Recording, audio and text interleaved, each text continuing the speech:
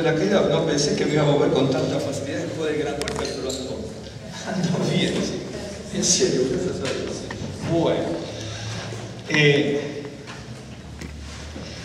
nosotros estábamos viendo acerca del amor. Para muchos puede ser muy subjetivo, pero en la Biblia el amor no es tan subjetivo, sino es una cosa absolutamente concreta, ¿no? La Biblia siempre tiene muchas imágenes, muchísimas imágenes, y entonces a veces uno piensa que el pueblo judío pensaba en abstracto, pero el pueblo judío en el hebreo, y el pueblo judío pensaba bien en concreto, ¿no? Incluso cuando uno dice shalom, paz, ¿no es cierto?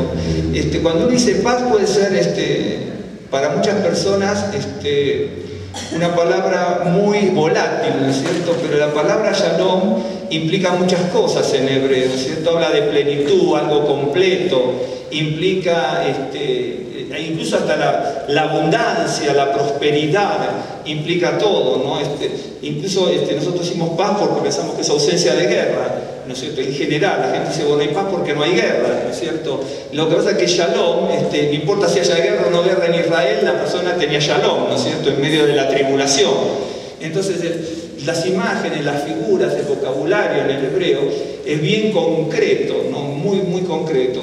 Y entonces, cuando dice, bueno, hablamos del amor, y como en el Deuteronomio lo vimos el otro día, y ustedes lo saben tanto como yo, ¿no es cierto? Dice, amarás al Señor con todo tu corazón, con toda tu alma y tus fuerzas, y estas palabras estarán en tu corazón. Una persona que lo lee externa al pueblo de Israel, o aun siendo judío, pero externo al concepto hebraico y bíblico, capaz que no lo entendería nunca, ¿no? Entonces dice, ¿cómo puedo amar? Y bueno, pero se ama porque la palabra de Dios está en el corazón. Esa es la palabra que transforma y cambia las cosas, ¿no es cierto? Y entonces uno profundiza en esto del amor. Y lo primero que habíamos leído, pero quiero hacerlo ahora, y leerles esto. Lo primero que habíamos leído cuando comenzamos con esto había sido en el libro de Mateo, ¿no es cierto? Entre otras cosas, no solamente... En el libro de Mateo, capítulo 24, ¿sí? Cuando se habla de señales antes del fin, ¿sí? Y del verso 3 en adelante, ¿no es cierto? Habla de Yeshua sentado en el monte de los olivos, los discípulos estando junto con él y hablando de la segunda, de la venida, ¿no? Y el fin de los tiempos. Dice, y Yeshua les comentó, les dijo, mirad que nadie os engañe. Ahora, pónganse en esta situación, porque yo les voy a leer algo ahora. Les voy a leer algo, acomodar esto, de Flavio Josefo, no es lo único que podría leer, pero pónganse hace 2000 años la situación imperante en Israel, y no solamente en Israel, con el gobierno imperante dictatorial de los romanos, ¿no es cierto? Si uno estudia un poco la historia se va a dar cuenta de lo que era el gobierno romano, ¿no es cierto? No solamente en Israel, tenía cosas buenas también, obviamente, pero sí el gobierno romano, no solamente en Israel, sino en los países donde ellos llegaban, hacían muchas cosas interesantísimas, pero no eran muy misericordiosos a la hora de imponer la justicia. Si bien no tenían cosas interesantes, porque no se estaban matando todos los días, el pueblo de Israel estaba sojuzgado, ¿no es cierto?, por el Imperio Romano, y imagínense, en esa época también se ponían, y posterior a esa época también, estatuas, y antes, estatuas del emperador César, del templo, y otras atrocidades para el pueblo hebreo, ¿no es cierto? El pueblo judío no estaba muy bien espiritualmente ni con el gobierno. Pero escuche esto, fíjese lo que dice. Muchos vendrán en mi nombre diciendo yo soy el Mesías, y a muchos engañarán, y oiréis de guerra, rumores de guerra. Mirad que no os turbéis, porque es necesario que todo esto acontezca, pero aún no es el fin. Porque se levantará nación contra nación, reino contra reino, y habrá pestes, hambres, terremotos en diferentes lugares, y todo esto va a ser el principio de dolores. Uno lo ve siempre, a nosotros puede que lo veamos también en el presente, ¿no? Porque hay que mirar un poco alrededor del mundo para que vean que hay terremotos, catástrofes, pestes, hambruna, opresiones, ¿no? de unos con los otros, y Y dice, entonces entregarán a tribulación y os matarán y seréis aborrecidos de toda la gente por causa de mi nombre. Muchos tropezarán entonces y se entregarán unos a otros y unos a otros se aborrecerán. Acá hay algunas palabras bien interesantes que de repente las voy a aparecer por otro lado, las voy a hacer aparecer en otro pasaje, pero son muy fuertes, ¿no?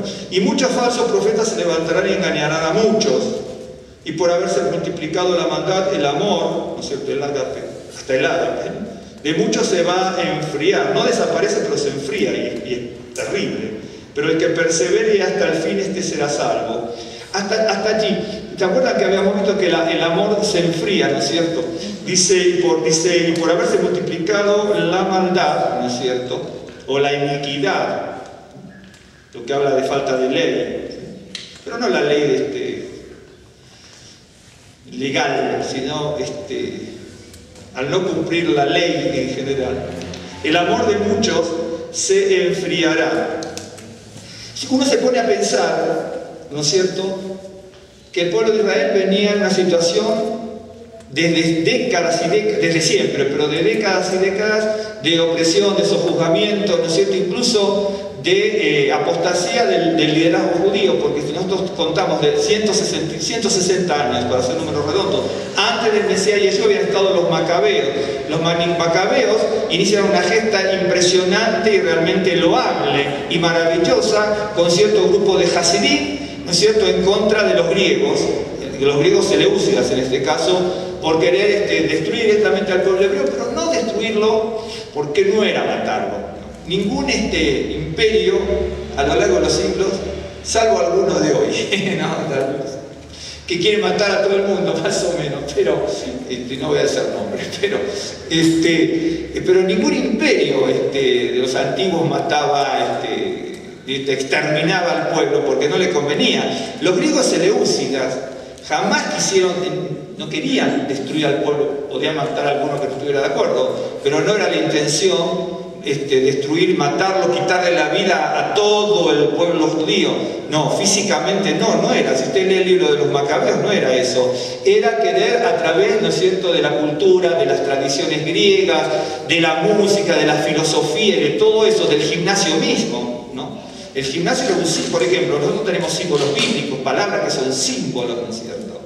¿Qué es eso? De repente el templo de Jerusalén, ¿no es cierto?, se le llama el Líbano, ¿no es cierto?, es un símbolo, habla de algo perenne, ¿no es cierto?, robusto, firme, ¿no es cierto?, son símbolos. Y si usted ve el símbolo de los griegos que por lo menos los macabeos lo implantan ahí en el libro, ¿no es cierto?, era el gimnasio, y pusieron, hubo algunos rebeldes judíos y pusieron un gimnasio en Jerusalén, porque el gimnasio era un centro de la vida social, cultural, ¿no es cierto?, y donde se desarrollaban todo tipo de actividades, ¿no es cierto?, desde las empresariales hasta las sociales y hasta las libertinas directamente, ¿no es cierto?, en el gimnasio. Y entonces, justamente ahí usted se fija, ¿no?, incluso dice, y algunos, fíjense lo que era, para que ustedes vean las características 160 años antes, y algunos judíos dicen, se hicieron, es una operación, ahora el nombre como no sé cómo se llama, una intervención que se fabricaron prepucios, lo cual está diciendo, traemos el símbolo de la cultura griega al templo de Jerusalén, por así decirlo, a Jerusalén, ¿sí?, no al templo, pero a Jerusalén. Traemos eso y hacemos una operación para disimular el prepucio. ¿De acuerdo? Entonces, ¿qué están diciendo? Aceptamos todo lo demás y nos quitamos todo lo nuestro. ¿Me entienden? Entonces, para que vean, pero hoy está pasando, hoy pasa exactamente lo mismo. Por eso, acá dice, vendrán fulanos, menganos y sultanos, se engañarán el mundo. La gente se enfría, ¿no es cierto? Por ejemplo, a mí siempre me llama la atención cuando esté bien, no podemos hablar todo el día del amor, pero me llamó la atención porque yo me busqué, me las anoté por lo menos casi todas, tanto las hebreas como las griegas, no las palabras que aparecen, sino la cantidad que aparecen todas las palabras, ¿no es cierto?, para decir amor, amor, amor, amor, consideración, misericordia. Bueno, digamos amor, las otras dejémoslas, aunque hay algunas como Gesed que también se pueden traducir como amor, ¿no es cierto? Son increíble la cantidad de veces que aparece, ¿no? Y entonces eso me empezó a llamar la atención, si era el amor solamente que es el afectivo que uno puede sentir por un esposo, un hijo, la abuela, el padre, la madre, o algún amigo íntimo, o el amor en general, ¿no es cierto?, que es lo que uno tiene que transmitir al mundo. Cuidado que esto no es que se fuma, ¿no es cierto?, sino es una cosa concreta, es práctica, ¿no es cierto? Yeshua decía, por eso Yeshua como judío lo hacía bien práctico: si me aman, guarden mis mandamientos. Práctico, guarden los mandamientos. Si usted no venga a decir te quiero seguir, alaben al Señor, levanten las manos. No, si me aman, guarden. Porque ¿se acuerda cuando dice Señor, tal cosa? ¿De acuerdo que dice? Práctico. ¿Por qué me llaman Señor si no hacen lo que yo digo? ¿O no dice así? Es práctico. No me pueden llamar Señor, que es el dueño, ¿no es cierto?, si no se hace lo que digo, lo que yo digo. Por eso veo que decimos Adón Olam. Adón es Señor, sí, es Señor, pero para nosotros, en la cultura que nosotros, sin despreciarnos, la cultura que tenemos no la entendemos la palabra Señor. La palabra Señor se puede, y ahora sí, una acepción distinta es patrón, esa la entendemos segura. Porque el patrón es el patrón del trabajo, el Señor no. Pero cuando usted está en un trabajo, ve que usted tiene un patrón, ¿no es cierto? El patrón es el que le pone los lineamientos para que usted trabaje, los horarios, el trabajo que tiene que hacer, si le va a cambiar o no cambiar de trabajo. Él le va a decir va a ganar tanto y si no le gusta se va a tener que ir. Él le pone los lineamientos. Y cuando decimos Adón Olam, es Señor, claro, Señor del mundo, o Señor del universo, o lo que fuese. Pero la otra acepción es patrón. Nosotros en el sefardismo, ¿no es cierto?, casi siempre usábamos patrones en las traducciones antiguas y no tan antiguas, ¿no es cierto? Los libros que teníamos en nuestra sinagoga, de cancioneros o de algunos textos que eran traducidos para leer, ¿no es cierto?, donde teníamos, Adón decíamos patrón por lo general, no decíamos por lo general Señor. Patrón del mundo, decíamos. Y si bien el Señor se tiene que entender, para nosotros Señor tiene otra característica, ¿no es cierto? Porque de repente usted, qué sé yo, hasta ve por televisión un tipo, no sé, que ha transgredido todas las leyes de este mundo, ¿no es cierto? Y aparece en televisión el Señor, ¿no es cierto? Entonces Señor es cualquiera con ese criterio, ¿no es cierto? De repente una persona que ha hecho una vida licenciosa XX y aparece en televisión, ¿cierto?, todo engalanado, bien vestido, con su bonito, y todo el mundo lo aplaude, y están recibiendo al Señor. Usted lo ve, ¿no es cierto? Dice, ¿cómo le dice el Señor? Sin agraviar, pero uno se da cuenta que es el término social con el cual nosotros nos relacionamos. Pero entonces, Señor también es esa persona, y también digo, Señor del mundo. Entonces, si yo no tengo esa conciencia plena, no le voy a dar la fuerza necesaria a la palabra Señor para saber lo que tengo que entender de la palabra. Y entonces la palabra patrón, que la tenemos todos bien asumida, porque es el patrón el que me checa el horario, entrada y salida, el permiso, el no permiso, que me siento, ¿me entiende? Es el patrón al que uno tiene que recurrir, donde él le marca todas las pautas para que uno para que uno trabaje, ¿de acuerdo? Y entonces,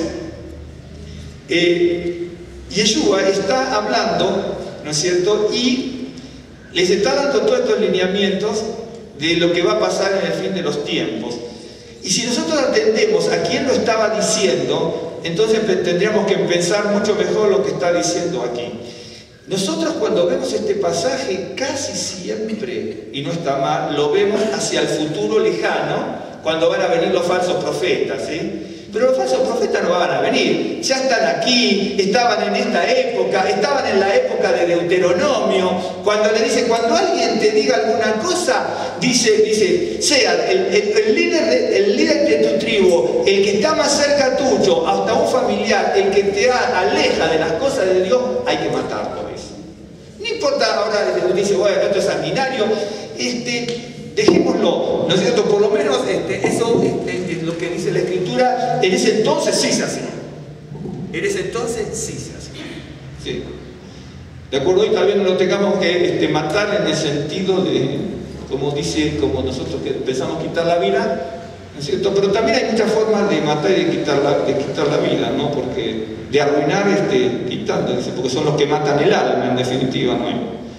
Y una persona puede seguir viviendo hasta una determinada cantidad de años tremenda en cuanto a longevidad y estar muerto en vida, ¿no es cierto? Incluso a veces cuando pasan tantas tragedias en la vida de la persona, de hecho que es así, que ha sufrido mucha gente, yo escuchaba, yo era chico y escuchaba, ¿no es cierto?, cuando gente había sufrido mucho y que venía sobre todo de la Segunda Guerra Mundial, no de la Primera Guerra Mundial, Turquía, o de esas latitudes, y yo escuchaba cuando era chiquito, y yo no tenía que haberlo escuchado 1000 veces, pero lo escuché, y no judíos también, obviamente, que decían, por ejemplo, lo escuché 1000 veces esto, dice, sí, nosotros estábamos muertos en vida. ¿Sí? Cuando la gente pasa muchas catástrofes, es como estar muerto en vida, ¿no es cierto? Porque uno, en el caso de mi familia también, que el tío muere, el abuelo muere, la hermana muere, el cuñado muere en formas trágicas en la Primera Guerra Mundial, y yo escuchaba que me decía, nosotros estábamos muertos en vida, porque se le va todo el mundo así. ¿De acuerdo? Y entonces, como mi abuela decía que dejó ir a su hijo, ¿se acuerdan? Yo traje la documentación aquí. Que mi papá era el hijo de mi abuelo, de 17 años, que con un montón de chicos turcos tienen que escaparse de Turquía, escondidos en bodegas de barco. Imagínese que usted, eran tragedias para que no entre en el ejército, porque la situación no era bien delicada. Imagínese, usted tiene un hijo que se va, usted está en Turquía en el año 1817, ¿no? 1917. Usted está ahí, para que entienda por qué decía estamos muertos en vida. Mi abuela no tenía ni idea dónde estaba en Argentina y mi papá tampoco. Había familiares, pero imagínense en esa época. ¿Sí? Y yo le digo ahora, sin despreciar a nadie, le digo, usted dice, mire, usted va a mandar a su hijo a Birmania o a Burma, ¿no es cierto? Y usted no tiene ni idea en el mapa cuando anda a Birmania, más o menos por aquí o por aquí, aunque haya 5.000 kilómetros de distancia, usted no va a saber dónde está. Imagínense en 1900 y pico. Y entonces tiene que meter a sus hijos un montón de chicos así en los barcos así para que sean de Italia, de España, las Islas Canarias, Brasil, Argentina y otros se quedan por ahí, ¿no es cierto? Es un chico de 17 años que usted lo tuvo siempre a su cuidado y lo va a ver dentro de 2 años, a lo mejor, o nunca. Imagínese ahora, ¿no es cierto? Ahora los que tienen hijos, aquí con el niño usted, ¿entiende?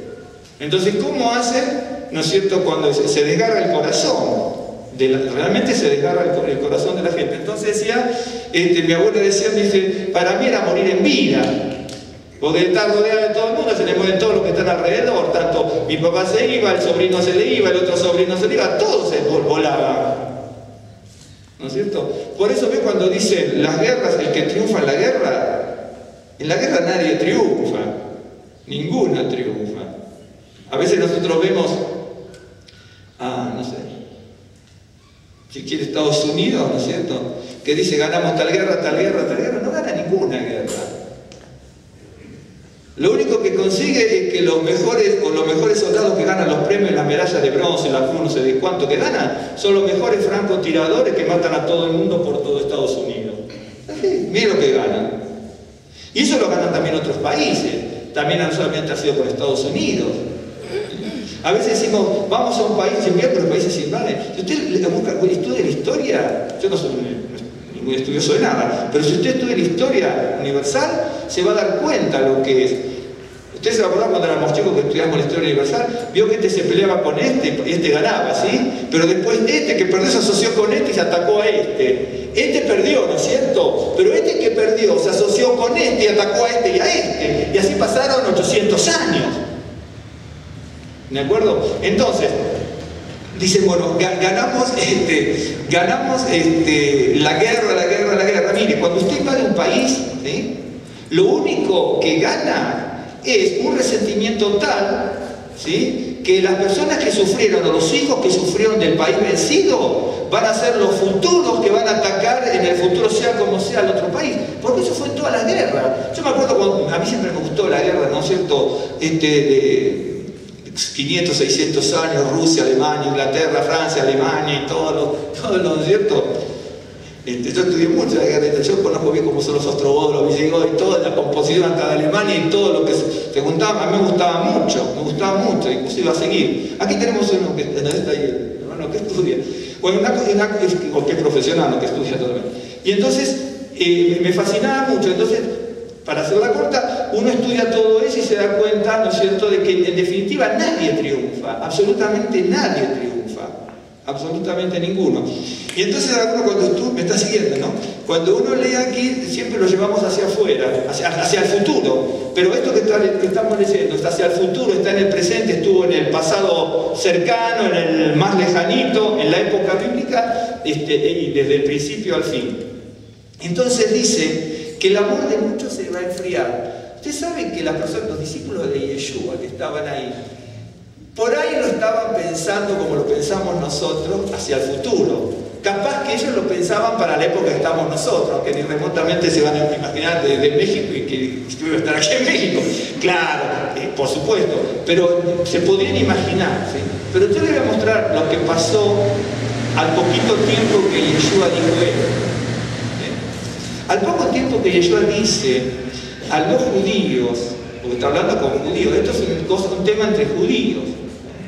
Dice, va a pasar esto, aquello, lo otro, lo de más allá. Dice que el amor de muchos se va a enfriar. Esto lo saqué del libro de Flavio Josefo. En realidad, como saqué de 2 o 3 partes, me lo copié aquí para no traer y pasar de un libro al otro. Pero de todas maneras, ustedes lo pueden buscar, aunque no tengo la cita aquí, para casa. Es el libro de Flavio Josefo. Dice, en el libro de Flavio Josefo, dice así: en los últimos días de Jerusalén, cuando Tito sitiaba la ciudad, ¿no es cierto? Tito era el hijo de Vespasiano. Entonces Vespasiano vuelve, porque había muerto Nerón, tiene que volver, que era Tito sitiando la ciudad. ¿Ok? Bien. Se manifestaron tanto la supervivencia como el egoísmo. Esto lo escribe un judío. Los ricos se ocupaban de las propias necesidades e ignoraban a los pobres, y los poderosos tomaban lo que querían. Al proseguir el sitio de Jerusalén, comenzó el hambre y la pestilencia. Los fuertes despojaban a los débiles, y los débiles informaban de las provisiones escondidas del vecino, sin importar que fuese poco, a efectos de recibir un mendrugo de los fuertes. En el interior de los muros de la ciudad, la traición y el crimen eran comunes con el fin de sobrevivir. Esto es un tema entre judíos. Otros traicionaban directamente a su nación, a Israel, pasándose al lado de los romanos con tal de salvar sus vidas. La gente mostró una gran inclinación a desertar y a pasarse a los romanos. Las principales causas por las que estaban dispuestos a desertar eran estas: que entonces serían librados de las miserias que habían soportado en aquella ciudad. Acá tengo puntos suspensivos porque era larguísimo. Los ladrones, son hojas, entonces yo ponía puntos. Los ladrones venían corriendo, entraban, inspeccionaban las casas privadas, y si no hallaban nada de comida, los torturaban peor, suponiendo que lo habían escondido mejor. ¿Estás siguiendo? La indicación que les servía para saber si tenían algo o no, la tomaban de los cuerpos de estos miserables despojos. Si los encontraban en buen estado, suponían que no tenían necesidad de comida, pero si estaban consumidos, se iban sin seguir buscando. ¿Sabes lo que? Yo voy a una casa, veo a la gente gordita y este tiene comida, entonces ahí, págate, ¿no es cierto? ¿A dónde tiene la comida? Este lo veo medio injusto, dice, este no come nada, si comía algo escondido. Hasta lo que escribe un historiador. ¿De acuerdo? ¿Vio cuando dice el amor de muchos se enfriará? Toda esta gente, yo imagino que iría al templo a alabar a Dios, ¿no es cierto? Y cantar los salmos en su momento o lo que fuese.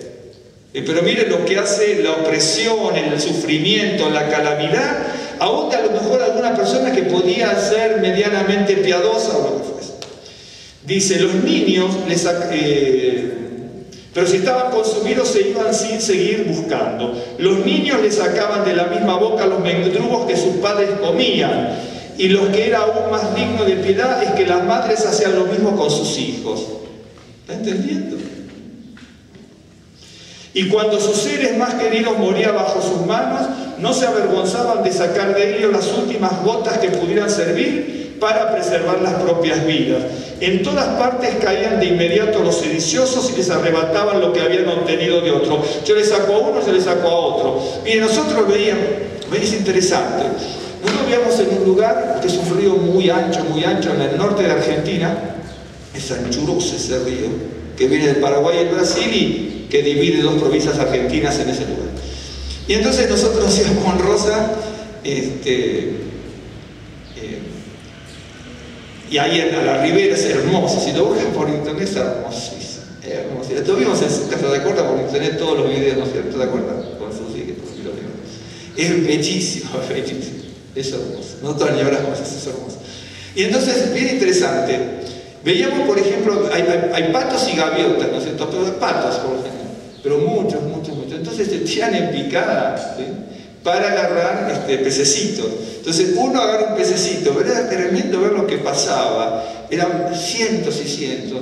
Entonces la gente va y mira, se tiran en picada, agarran un pececito, uno levantó un pececito y como a veces estaban lejos, pero tal vez más cerca, veíamos hasta los pececitos. Bueno, en cuanto uno agarraba el pececito, venían 7, 8 atrás, lo empezaban en el vuelo a morder por todos lados. El otro al morder tenía que abrir la boca del dolor y el pececito caía, lo veíamos, y otro de abajo agarraba el pececito en el aire, otro pato, y así la cadena hasta que alguno lograba disparar y ya otro no lo alcanzaba, porque por ahí había uno mucho más veloz, ¿no es cierto? Qué tremendo, lo veíamos eso.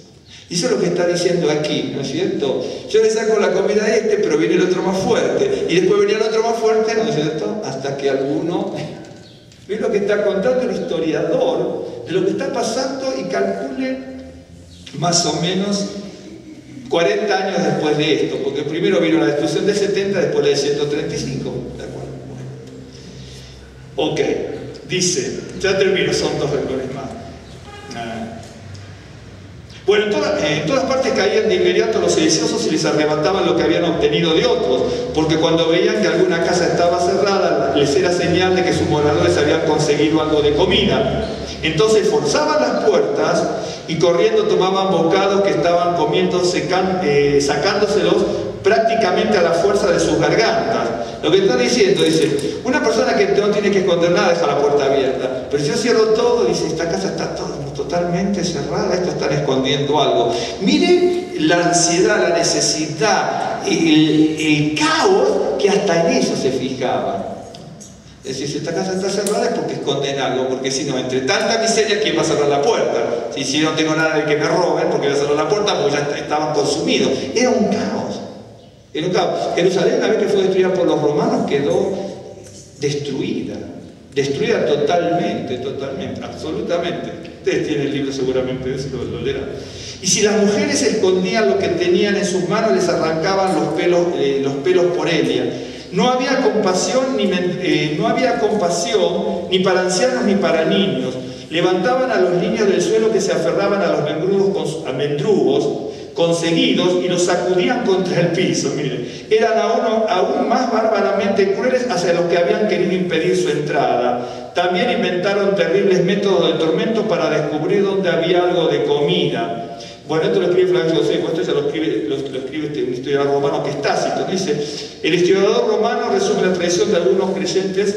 Dice, primero eran tomados los que confesaban ser creyentes, y luego en base a la información de ellos era convicta una gran multitud. Está escrito en los anales de Tácito, y también puede leerlo de Juvenal y otros, ¿no es cierto?, cuando lee la historia esta. Es decir, tomaba a los que supuestamente eran creyentes, ¿no es cierto?, y a estos creyentes, bueno, les torturaban tanto que decían, ¿a dónde están los otros? ¿Vio? Cuando dice...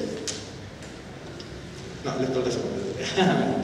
Entonces, cuando dice, y el amor de muchos se enfriará, y esto es una parte, yo tengo punto suspensivo y punto suspensivo. Si usted lee el libro de Flavio Josefo, en lo que son un montón de páginas, y aparte no solamente no lo cuenta en uno, sino está en uno y en otro, distintas cosas, usted va a ver que son páginas y páginas y páginas, con detalles pormenorizados como estos y otros, muchos más que esto, de lo que la gente hacía los unos con nosotros en Israel. Y esto lo padecieron judíos creyentes en Yeshua y judíos no creyentes en Yeshua. Todo el mundo que estaba allí, ahí no era identificación quién era creyente o no creyente en este sentido, ¿sí? Y entonces dice que el amor de muchos, ¿no es cierto? Yo cuando se habla del amor de Dios, y aunque tu padre y tu madre te dejaran, yo no te dejaré, ¿sí? Cuando está hablando de cosas, madre y padre en un sentido muy particular, ¿no? Porque el padre y la madre es el afecto, el que sostiene, el que mantiene, el que ayuda, el que consuela, el que está. Entonces, aunque te deje todo aquello que para ti es el soporte, la ayuda, el consuelo, ¿a dónde vas a buscar? Incluso hasta las canciones populares está eso. Hasta las canciones populares, no me pregunten por qué, de todos los países, siempre está la persona madura, ¿no es cierto? ¿No es cierto? Dije madura, no más dura. La persona madura, eso para que se despierte porque está dormido. Dice, bueno, aún la persona más madura, ¿no es cierto? Cuando siempre está recordando, no me pregunte por qué, el afecto del padre y la madre, aunque hayan pasado mil y una cosas. Pero es cierto, cuando uno es chiquito, ¿no es cierto? Cuando uno pasa, en general pasa. El niño, por ejemplo, si le pasa algo como al niñito, va a decir, cuando venga mi papá, el padre es el que me defiende, el fuerte, ¿no es cierto? Aunque el padre del otro tenga 2 metros y yo te parece con unos 70. El padre te va a agarrar mi papá, ¿no es cierto? Bueno, cuando uno tiene 13, 14 años, le pide algún consejo al padre y después ya habla con los amigos, mi papá es un tonto, no sabe nada. Cuando uno tiene 25, 20 y pico de años, ¿no es cierto? Ya uno empieza el padre con algún consejo, ¿no es cierto? Él dice, mira, tú te vas a casar, esto, el estudio, el trabajo, tiene que hacer esto, ¿no es cierto? Cuando uno tiene 35 o 40 años y tiene o no tiene el padre, si lo hubiera tenido, ¿cómo me gustaría estar? Tanto tiempo que no hablé, años que perdí, qué barbaridad, ese año, y es cierto. Y cuando uno ya llega a mi edad, ¿no es cierto? Ay, cómo me gustaría platicar con mi papá. No me pregunte por qué, pero es así. Es así, es una cosa muy no es de filosofar, es una cosa que se siente, claro que se siente. Por eso hay una canción argentina que es un tango, ¿no es cierto? Que es una persona que anduvo de aquí para allí, para aquí, para allí, para aquí, y es una persona adulta, mayor, y entonces, pero mayor, adulta, ¿no? Y entonces vuelve a la colonia, a la casa que ya no es más de nadie, ¿no? Y se vuelvo vencido a la casita de mis viejos, cada cosa es un recuerdo que salía de mi memoria, pero ya está. Y incluso va al lugar ese y ya no encuentra nada, ¿no es cierto? Y hay otra canción que también dice, ¿volver para qué? Han volteado hasta el recuerdo, entonces ¿a qué volver? Han volteado hasta el recuerdo. Y entonces me está siguiendo. Y entonces es cierto, por eso cuando uno habla, ¿no es cierto?, de cómo madurar, cómo crecer y cómo aprovechar los valores de la vida del ser humano, y los valores del ser humano y en la vida, uno cuando ve la escritura es una maravilla. La Biblia habla del amor, habla de mostrar algunas cosas hermosísimas, ¿no? Por eso la Biblia dice que el amor se puede enfriar. ¿Vio cuando dice el amor nunca deja de ser? Claro, el amor jamás deja de ser. El problema es si uno ha experimentado ese amor que jamás deja de ser, que es de la vida, que primero es de Dios y después es nuestro cuando lo aceptamos, lo internamos, lo practicamos y lo ponemos en práctica. Pero el verdadero amor nunca deja de ser, el verdadero amor. Ahora, lo que está, a veces nosotros nos dejamos llevar por sí, ahí están los sentimientos, las emociones, y a veces puede traicionar un poco o mucho. Pero él dice el amor, ¿no es cierto? Y que se refiere al amor, a ese agape, ¿no es cierto? No, eso nunca deja de ser. Otra persona, yo le voy a mostrar algo que es interesante, ahora cuando veamos, por ahí la persona confunde el amor, ¿no es cierto?, con el pasionalismo, para usar sentimientos sin emociones. Yo siempre digo, y siempre, yo lo había estudiado, lo había meditado, había visto en la Biblia, ¿no? Incluso cuando uno se enamora se tiene que casar, por ejemplo, ¿no? A veces uno tiene tal filo de la navaja del error, porque dice, bueno, es cierto, uno siente las emociones y los sentimientos fervorosos, porque existe eso, a través de la atracción y de esa cosa fineza muy particular que es el amor, ¿no? En este sentido, pero podemos usar la palabra pasión. Y entonces, si uno, dentro del amor está todo lo que es la pasión, indudablemente, entre el hombre y la mujer y el hombre, hablando así. Pero en la pasión no necesariamente hay amor. Entonces, si uno no sabe darse cuenta de que uno está sintiendo todo eso, pero que es amor con pasión, pero si es pasión sin amor, tampoco nos damos cuenta en ese momento. Porque uno, es cierto, si usted tiene amor y pasión, va a querer estar con la otra persona. Y si tiene pasión sin amor también, va a querer estar con la otra persona, verla, tocarla, hablar, escucharla, ¿me entiendes? Así. Pero si, cuando van pasando las circunstancias de la vida, uno se va dando cuenta, ¿no es cierto?, de que si se va enfriando, ¿no es cierto?, lo que fue, la pasión se fue enfriando, pero si se enfrió, es porque el amor no anduvo bien. No hubo verdaderamente ese amor. ¿Me estás siguiendo? Y entonces uno lo ve en la Escritura, pero es que lo ve todo eso, absolutamente lo ve. Entonces, aquí decía que el amor de muchos se enfriará. Bien. Entonces les leí por qué se enfría. Usted jamás pensaría, ¿no es cierto?, en una situación de guerra tan conflictiva como esta, que puede ser otra, ¿no es cierto?, que dice, usted va a decir, bueno, a lo mejor es una exageración, lo que en literatura se llama hipérbole, ¿no es cierto?, es agrandar una cosa hasta un extremo para dar a comprender lo que quiere decir, ¿no? ¿A qué me refiero? Dice, bueno, los padres le sacaban hasta los mendrugos a sus hijos, ¿sí? Y usted dice, eso no puede ser. Sí, puede ser. Sí. Mira, aquí en México, pongamos México si quiere, ¿no es cierto?, en la sierra usted dice, será su cultura, no cultura, menos cultura, más mestizo, menos mestizo, indígena, o alguno que no sea así. También venden a sus hijas, ¿no es cierto?, jóvenes, por botella de alcohol o lo que sea. Nosotros estuvimos en otros países como la República Dominicana, etc., con todo el respeto que me merece, pero me contaba, estuvimos en los orfanatarios, nosotros, todos chiquitos, habían 102, ¿te acuerdas? Un día le mostramos la foto, porque nosotros estuvimos allí, y entonces, cuando fuimos a aplicar a la República Dominicana y con Haití, y entonces, nosotros veíamos chiquitas, ¿no es cierto?, de la República Dominicana y Haití, ¿sí? Bueno, con cortes en la cabeza, la chiquita era así, ¿no es cierto?, porque las canjeaban por botella de alcohol y alguno medio loco hasta en un ataque de borrachera le partió la botella. Bueno, no veíamos, Rosita, con las cicatrices en la cabeza, ¿de acuerdo? Y entonces, decía así, esta chica fue violada, sabes que su padre, el vecino, estaban todos borrachos, y venían unos vecinos y qué sé yo, y entonces le trajeron botella y le dio a la hija, así como se lo estoy diciendo. Y había 102 así, todos, y los 102 eran 12 con las mismas características. Había un chiquito de 1 año y medio, estaba en los carritos, esos carritos de madera. El hermanito mellicito había muerto hacía pocos días, ¿sí? Así no me pregunte por qué. No sé si lo quisieron vender, raptar, qué sé yo. Bueno, tenía cortes en la cabeza, criaturas con cortes en la cabeza. ¿Te acuerdas? Tenemos fotos de todo eso, ¿dónde sacamos? Las tenemos ahí por la casa, ustedes se las vamos a mostrar. Tenemos un montón de esas fotos.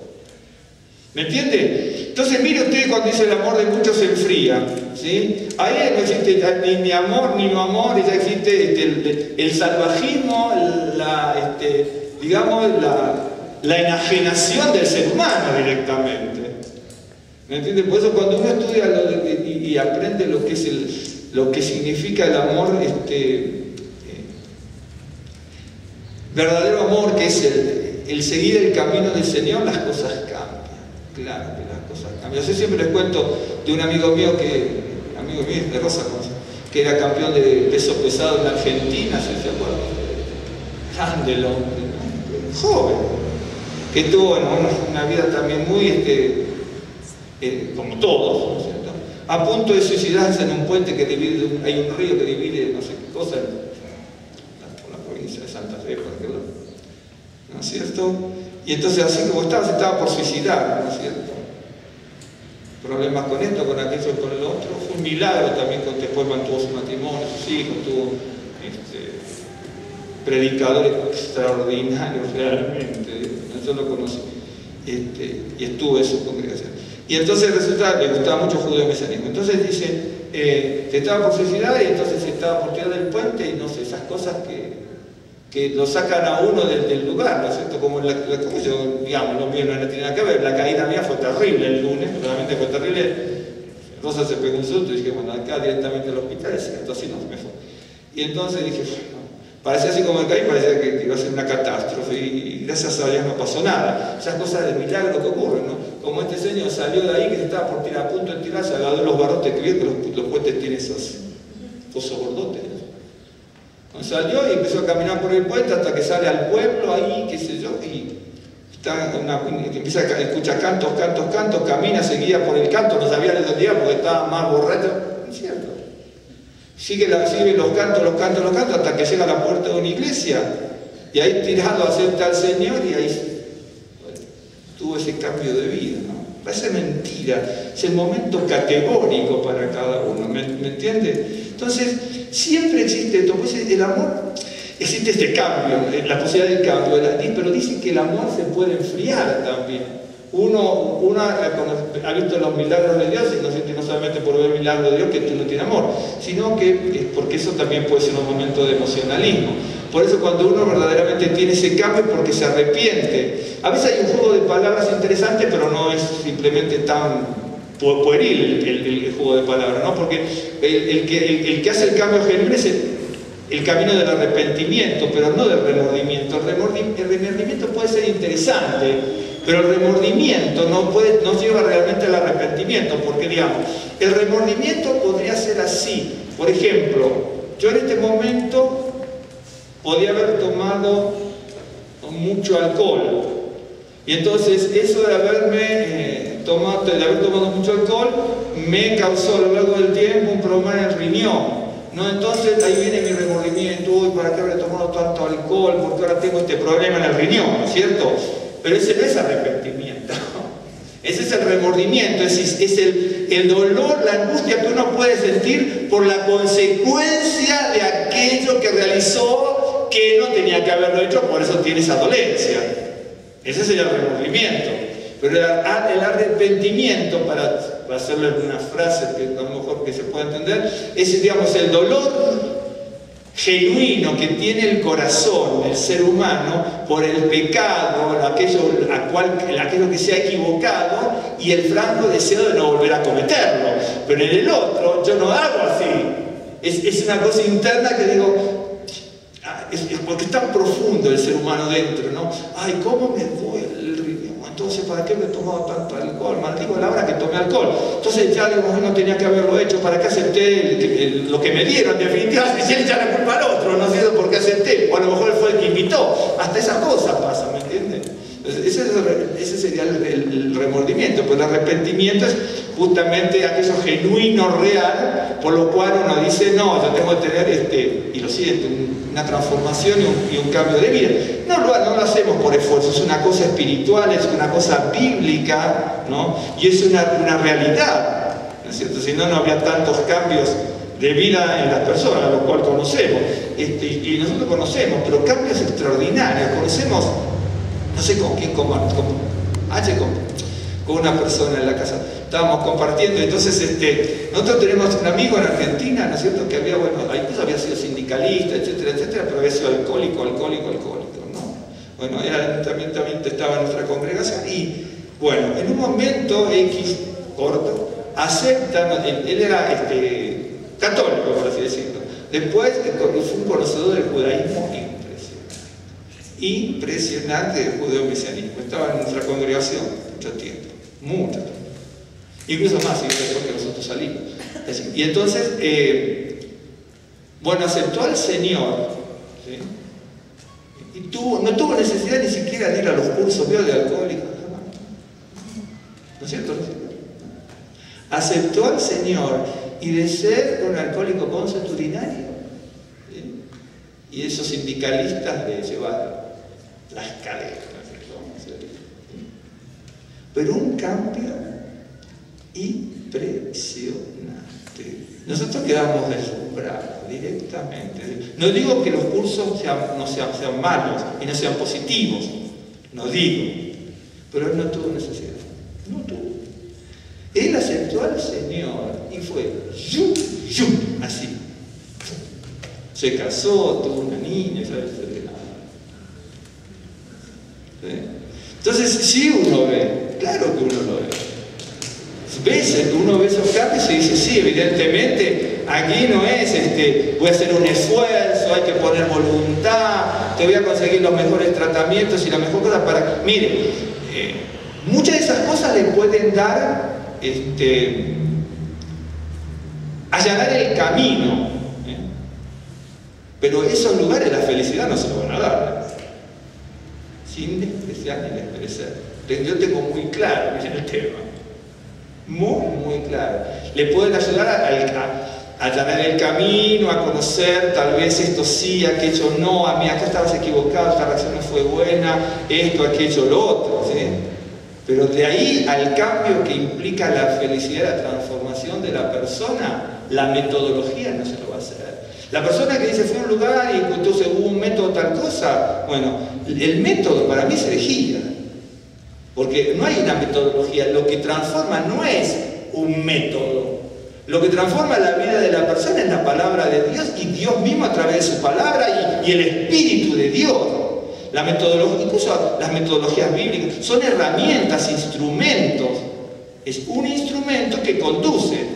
Entonces, si usted le dice, bueno, usted va a tal lado y dice, mire, esto está mal, esto está mal, esto está mal, tal. Por lo que fue eso, como lo expliquen, como sea, le va a dar herramientas y métodos, ¿no es cierto?, instrumentos para que usted pueda evaluar, no me había dado cuenta de esto, hasta ahí. Pero eso no le va a traer el gozo y la felicidad y la transformación que habla la Escritura. Por eso que los creyentes dicen que tenemos que vivir en lo sobrenatural. Lo que pasa es que nosotros siempre, por ejemplo, lo que tenemos que hacer nosotros es lo natural. Lo natural, por ejemplo, es orar. Pero usted va a orar, pero usted a mí, cuando ora por sanidad, usted no me va a sanar con su oración. Y yo tampoco usted. Usted puede ir a alguna congregación y el pastor, el apóstol, el evangelista, el predicador, el líder, el ministro puede orar, el más avesado ¿no es cierto? Puede orar, pero él no le va a sanar. Lo que el ser humano hace es lo natural, para que a través de lo natural Dios sobre en lo sobrenatural. Esa es la realidad. Pero nosotros nos damos cuenta, nosotros justipreciamos las cosas de otra manera y entonces hacemos lo natural, ¿sí? Pero inmediatamente hay un cambio en nuestra mente, no sé por qué suerte del destino, y estropeamos lo sobrenatural de Dios, porque enseguida le adjudicamos a la persona que oró, está ahí, ya está tirando por tierra, ¿no es cierto?, lo que estamos esperando, está siguiendo lo que estamos esperando de lo sobrenatural. Por ejemplo, cuando de repente apuntamos a determinada persona por tal ministerio, en ese ministerio se hacen milagros, ¿no? Eso es una herejía, en los ministerios no se hacen milagros. El milagro proviene de Dios, pero eso están las publicidades. No quiero hacer nombre, pero me vienen a la mente 3 o 4 horas aquí de México. Entonces, ahí es donde dice la Escritura, se levantarán falsos profetas. El ministerio, este es el ministerio de los milagros. Y veo aparte, el ministerio es el nombre de la persona. Pero es que no es así.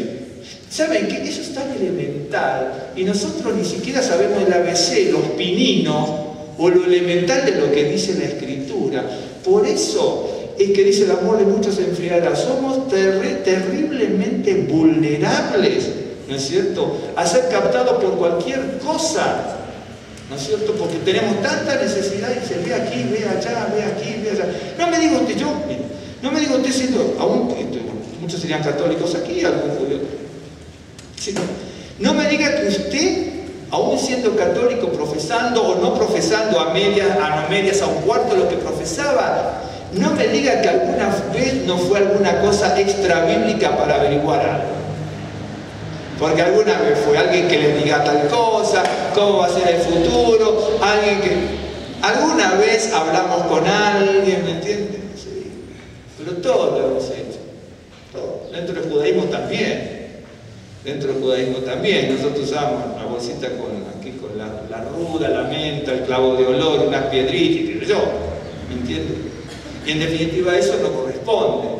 Es decir, buscamos poner nuestra vida, nuestro corazón y buscamos que nuestro ser esté sujeto a eso, ¿no es cierto? Entonces yo puedo creer en Dios, pero de repente voy por la calle y estoy pensando que la ruda que estoy llevando aquí me va a quitar de la envidia, de los celos, de la maldad de algunos que me rodean. Pero la ruda de aquí, la menta, el clavito de olor, la metodología, aquel lugar, el cursito aquello, para que vean cómo es, ¿no es cierto? No me va a traer a lo que me trae Dios y su palabra.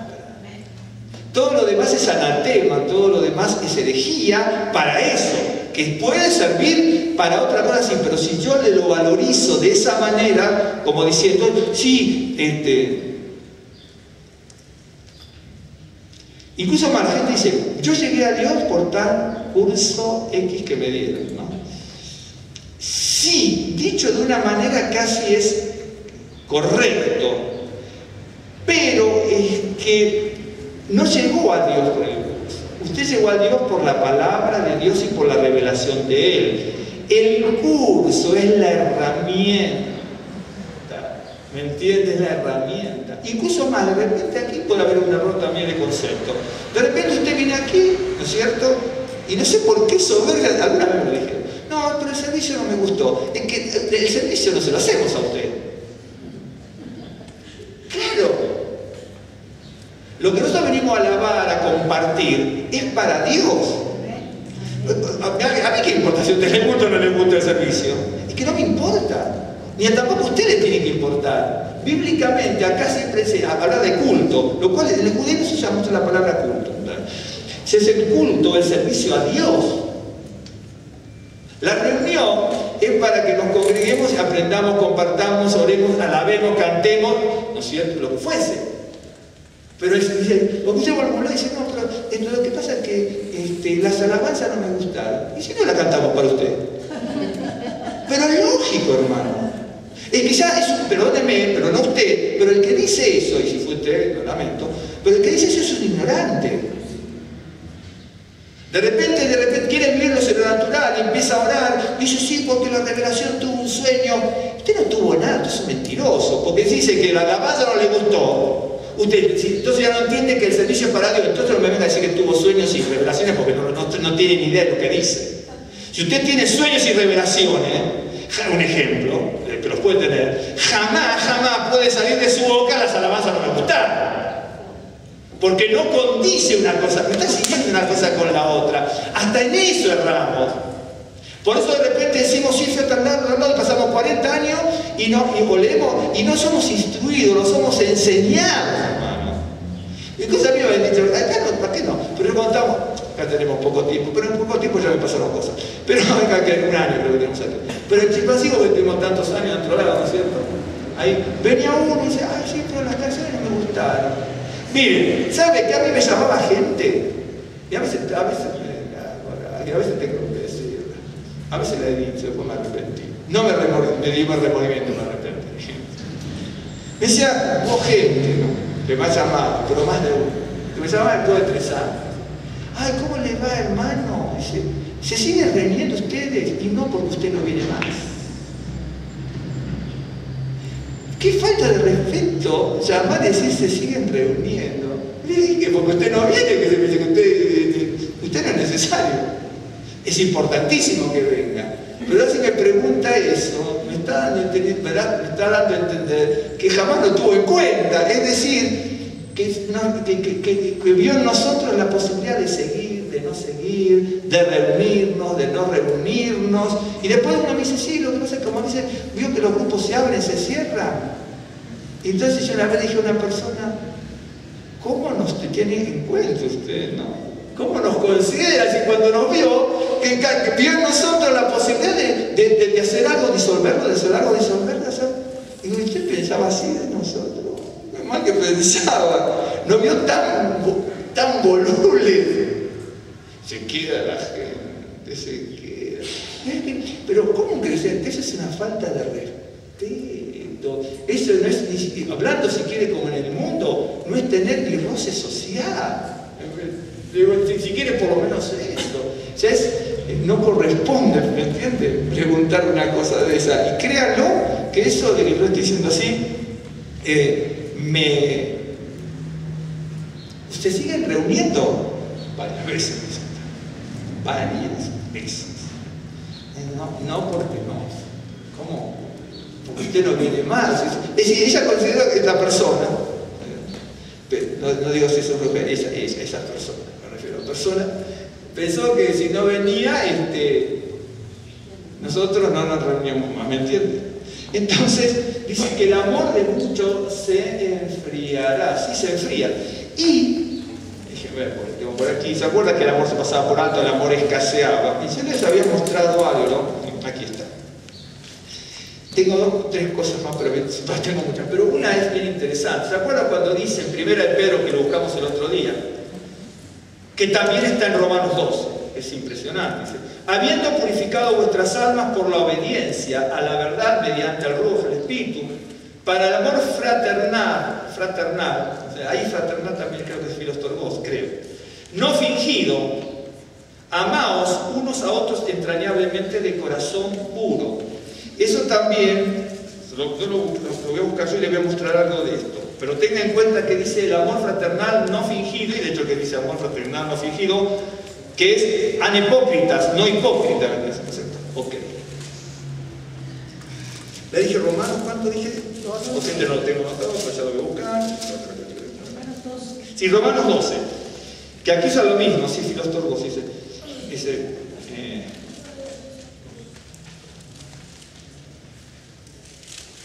Romanos 12, verso 9. El amor sea sin fingimiento, aborrecer lo malo, seguir lo bueno.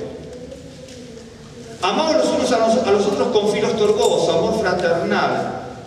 Y en cuanto a honra, ahora voy a mostrar algo si llegamos a esto, prefiriéndose los unos a los otros.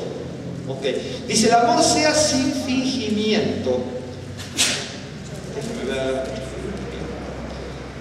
Aborrecer lo malo, seguir lo bueno, amaos los unos a los otros. Acá siempre es la palabra ágape, con amor fraternal, con Filostorgos, ¿no?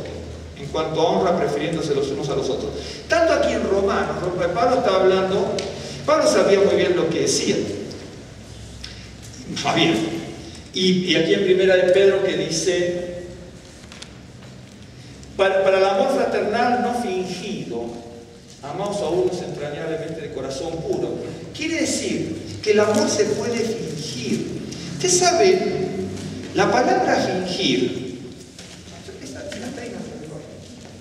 la palabra fingir, bueno, en el caso fingir, utilicemos la palabra en el español, porque la palabra sería anhipócrita, ¿no? Porque está el hipócrita sin hipocresía, ¿no? ¿De acuerdo?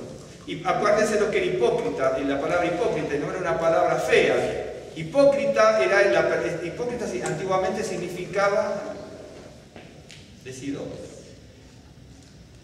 Sería respondedor, el que responde. Un hipócrita, ¿no es cierto?, era un actor de teatro, ¿no?, que está representando un papel, es decir, él responde a un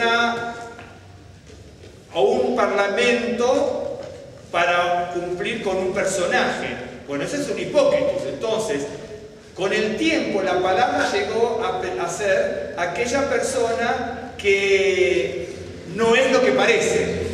Porque yo, por ejemplo, puedo ser en este momento, en el teatro griego puedo ser un médico, ¿sí? Pero yo no soy médico. Yo tengo que actuar como médico, tener el temple de médico, el vocabulario de médico en el drama, en griego, ¿sí? Pero entonces, esa es la persona que era el hipócrita, por así decirlo. Por así decirlo, no, así concretamente. Y después llegó a ser una palabra mala, aquel, para usar esta palabra, el que finge, el que simula.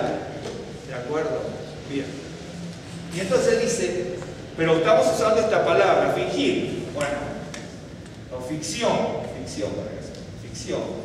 que viene de ficciones,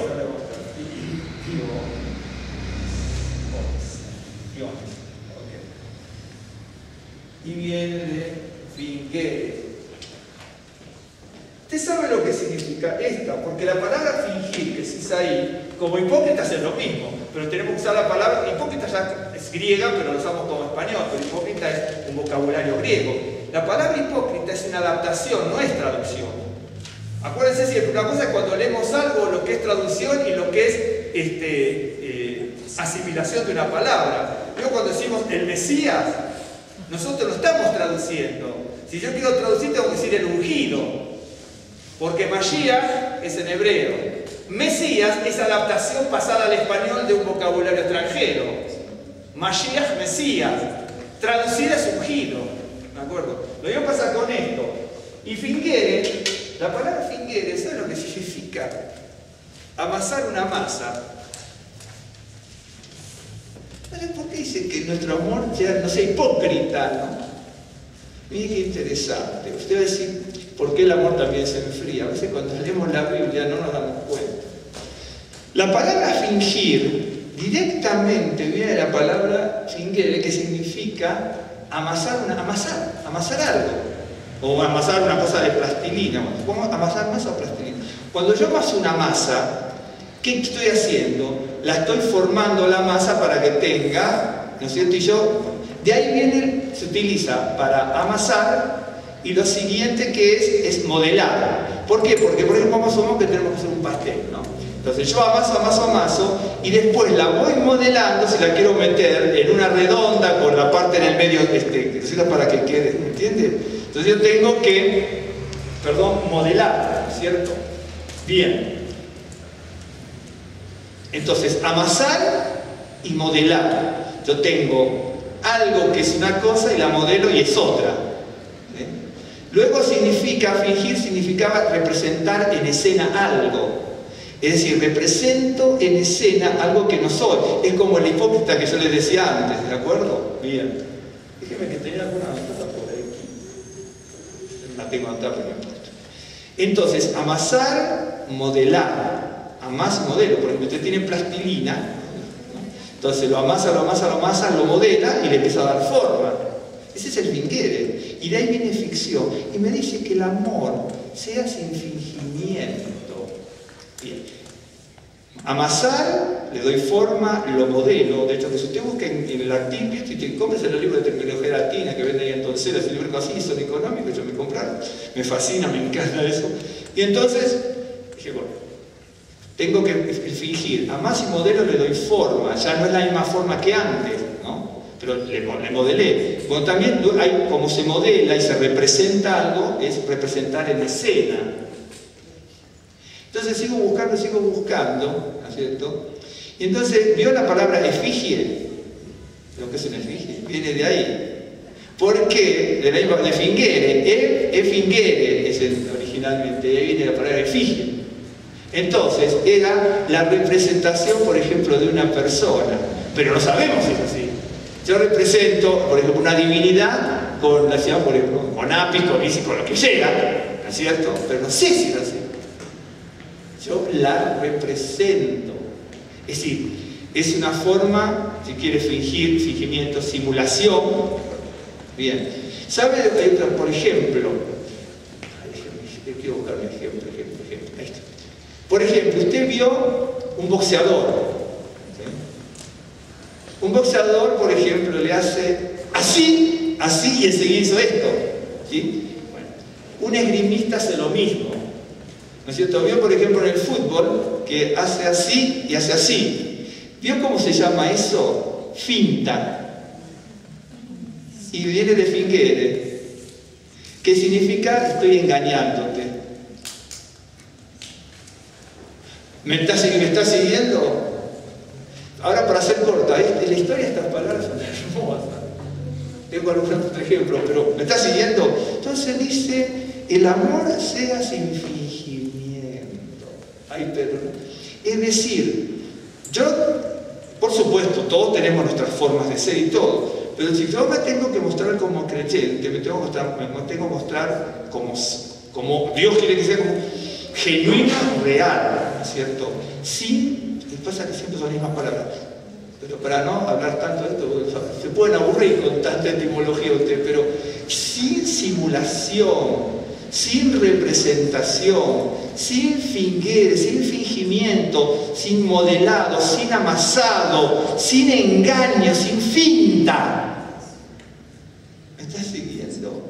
Genuino. Entonces, es tremendo. A veces nosotros, los seres humanos, somos creyentes entre comillas, ¿no? Porque, por eso lo dice tantas veces en Romanos, aparecen muchas veces este tipo de cosas. Por eso a veces cuando, por supuesto, sin esto usted lo hubiera entendido perfecto también, pero a veces este tipo de cosas a mí me abre el entendimiento, si sirve para usted de alguna manera, me gusta, pero lo importante es lo que dice el texto, sin fingimiento, es decir, el creyente no puede modelarse, incluso más, de repente yo soy creyente y me modelo de tal manera para hablar con ustedes, pero además con ustedes a lo mejor no tengo tanta afinidad y me modelo de otra manera. No, es que no es una persona genuina, no es real. Ahora les voy a mostrar algo que es bien interesante en Yeshua. Es una cosa hermosa. Ahí cuando lo estaban traicionando, lo voy a tratar de buscar, si no lo voy a buscar por aquí rápido, pero me lo anoté. Justo cuando lo estaban traicionando, y cuando les habla de eso, les hablan, les dice, quiero que se amen ustedes como yo los amo a ustedes. Lo estaban traicionando. Y entonces, si nosotros no somos genuinos como eso, entonces yo me modelo, yo me moldeo, yo me represento. Yo soy un efigie, ¿me entiende? Soy como ¿cómo dije el boxeador? ¿Cómo dije el fútbol y el otro? El esgrima. ¿Vio que el esgrima? A mí mucho no me gusta, bueno, tampoco lo entiendo, pero es interesante cómo los que verdaderamente, yo veo en las Olimpiadas y todo, qué interesante en tan poco espacio, con tan poco lugar, movimiento, bueno, mucho movimiento, pero con ¿no es cierto?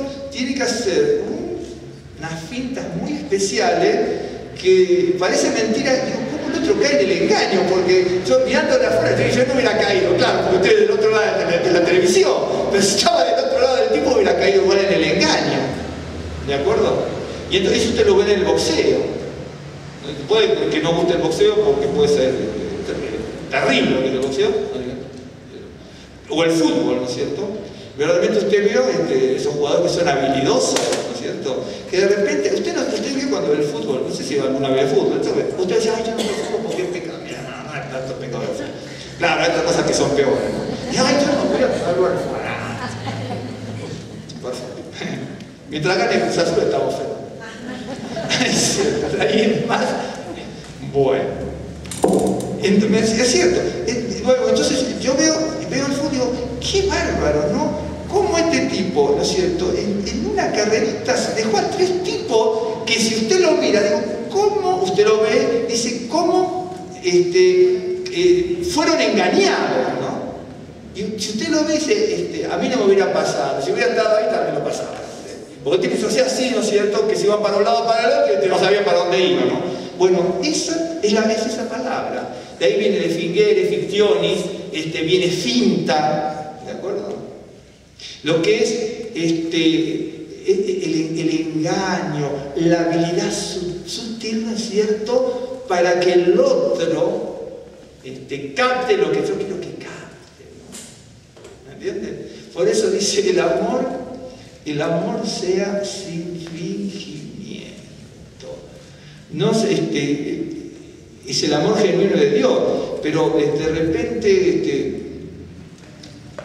uno se moldea y se modela. Miren, aquí hay una palabra interesante.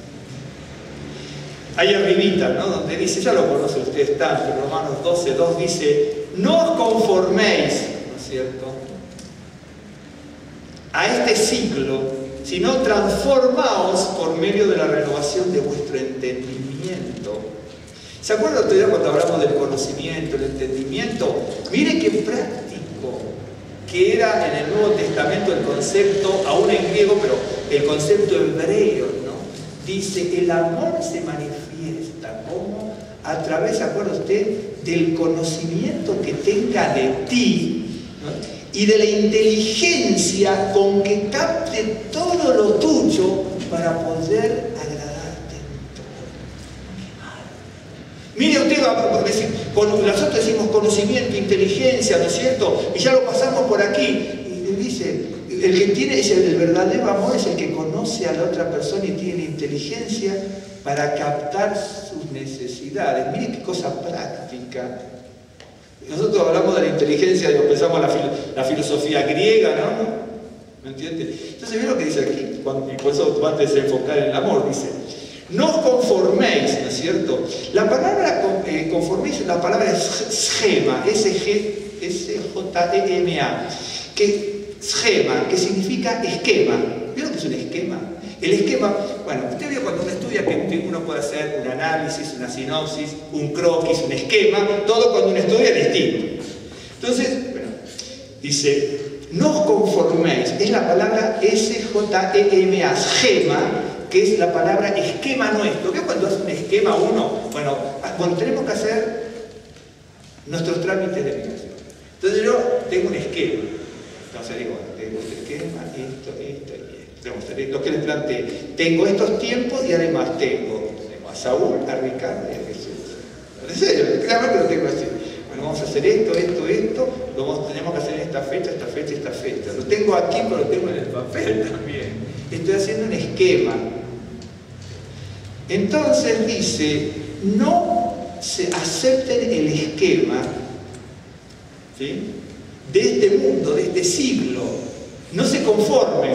Acá la palabra conformar no es, yo cuando dice, me conformo con este pedacito de pastel, a mí pedacito no grande, no, pero no importa, vamos a suponer que me conformo con este pedacito de pastel, ¿no? Vamos a suponer que se usa para eso, es decir, estoy bien con esto, pero la palabra conformar no significa eso tampoco solamente, hay otras acepciones. Conformar es decir, este es el esquema del mundo y yo como que soy de plastilina, me conformo a eso. Entonces, ¿me está siguiendo? No se conformen, no se adapten, no acepten el esquema del mundo, ¿no? Dice, sino transfórmense, ¿no es cierto? ¿Saben? Acá la palabra transformar, está bien en español perfecto, pero la palabra es metamorfoseo. ¿Vio metamorfosis lo que es? Por ejemplo, usted ve la mariposa como es gusano. Usted vio que está el gusanito, ¿no es cierto? Si bien después te ve la mariposa, ¿no es cierto?, y ve como el gusanito, pero de otra forma, obviamente, no es gusanito, sino es otro insecto, por así decirlo, pero con las alas, el color, y aparece por donde vivimos nosotros. No me pregunten cómo aparecen como las monarcas. A veces yo las miro por la ventana, aparecen una, dos, no aparecen 5.000, me gustaría muchas, pero aparecen permanentemente, una, dos. Son así, y se paran ahí, yo las miro por la ventana, es impresionante. Es una maravilla, pero unas alas así como le estoy diciendo, créalo.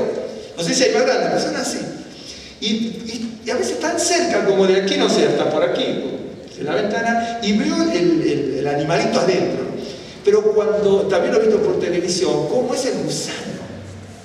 Entonces, no es el único caso, pero todos lo conocemos. Y hay una metamorfosis tan grande que cuando está el gusano, ni remotamente uno se imagina que va a salir unas alas que van a volar y que van a tener un colorido que es impresionante, porque es impresionante, hasta es fosforescente si usted se fija bien, es alucinante. Yo me gustaría ir algún día a ver ese lugar, ¿no es cierto?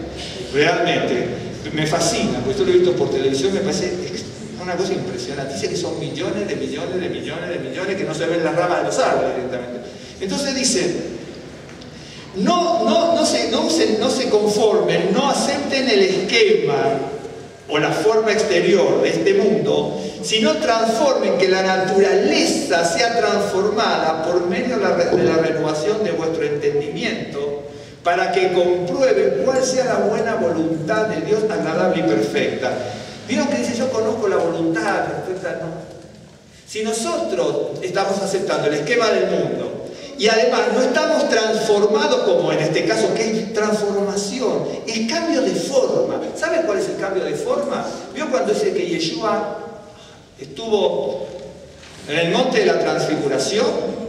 Cuando usted lo lee en español puede captarlo. De hecho, que no hace falta saber un idioma extranjero o otro idioma para captar. Dice eso y no dice tan solamente eso, porque lo que dice que fue Yeshua y que su cuerpo, que su resplandecía y todo, son traducciones, pero dice que él fue metamorfoseado, es decir, cambió de forma.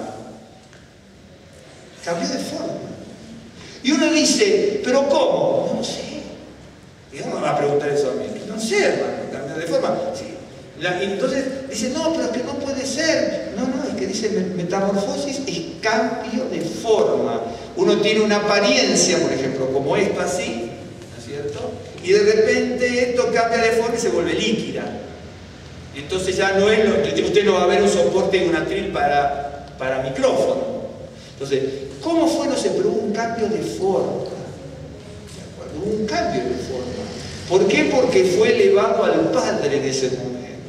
¿Me entiende? Hubo un cambio. Y aquí dice lo mismo, tiene que haber una transformación tal que ya no sean ustedes. Y es cierto, ¿vio lo que dice Pablo? Dice, ya no vivo yo, sino vive el Señor en mí.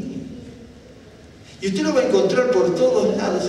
Y entonces todo eso, no conformarse al esquema, a la naturaleza del mundo, pues se metamorfosense, cambien de naturaleza. Si no se van a conformar a la naturaleza del mundo, se tiene que ser metamorfoseado para cambiar de naturaleza, para que conozca la voluntad agradable, la buena voluntad agradable del Señor. Yo cuando dice, bueno, sí hermano, yo mismo, otro, yo conozco la voluntad. En primer lugar nos fijamos, limitamos, porque si nos conformamos a las cosas de este mundo y no somos transformados de nuestra naturaleza, ¿no es cierto? No podemos conocer la voluntad de Dios, porque solamente la conoce aquel que es transformado y que no se adapta al esquema de este mundo, ¿no? Por eso luego dice, no finjan. Aquí está, acá lo que yo te voy a decir, acá dice no finjan. El amor se hace sin fingimiento, por eso viene con toda una secuencia que yo no leí porque sería interesante haber leído todo esto y ver todo lo que dicen esas actitudes y deberes del creyente, ¿me entiende? Entonces uno va leyendo y uno se maravilla. Entonces ya saben, ¿no es cierto?, que no, de lo que es fingir, ¿no es cierto?, que es el engaño, la simulación. Y eso que a veces pasa, ¿no?, incluso en las congregaciones, ¿no? Es cierto, una cosa no es, por ejemplo, a veces tenemos distintas actitudes, pero eso no es fingir. Usted está en su trabajo y tiene que mostrar una cierta actitud o personalidad en un momento determinado, y de repente, usted está en su trabajo y no abrazar a lo mejor a la persona y decir hermano, porque a lo mejor no es hermano, en este sentido, ¿no? ¿De acuerdo? Y entonces, eso no significa fingir, sino que son distintas formas de las actitudes que uno tiene que ir tomando, pero una cosa es esa y la otra es el fingimiento. Entonces, es bien interesante.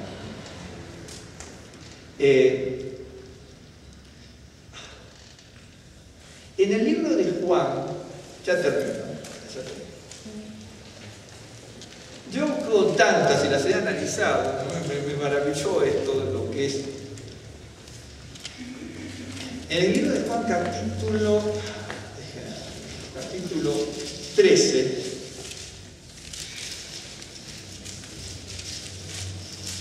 capítulo 13 de Juan, exactamente del 33. Si usted se fija, era este que yo les decía. ¿Por qué digo este? Acá debo tener más o menos, creo que en estas hojas tengo más o menos 50 de estos temas, de cada uno de esos temas distintos, de donde entra el amor, tanto en el Antiguo Testamento como en el Nuevo. Ahora estoy tomando, pero para el caso de lo mismo. Usted se fija en el verso 21, ¿cierto? Empieza a hablar de la traición de Judas, ¿de acuerdo? Bien. No nos interesa ahora eso, ¿sí? Bueno. A partir del verso 31, del 21 en adelante, habla, bueno, de la traición. Ok, bien. A partir del 31, miren, aquí tengo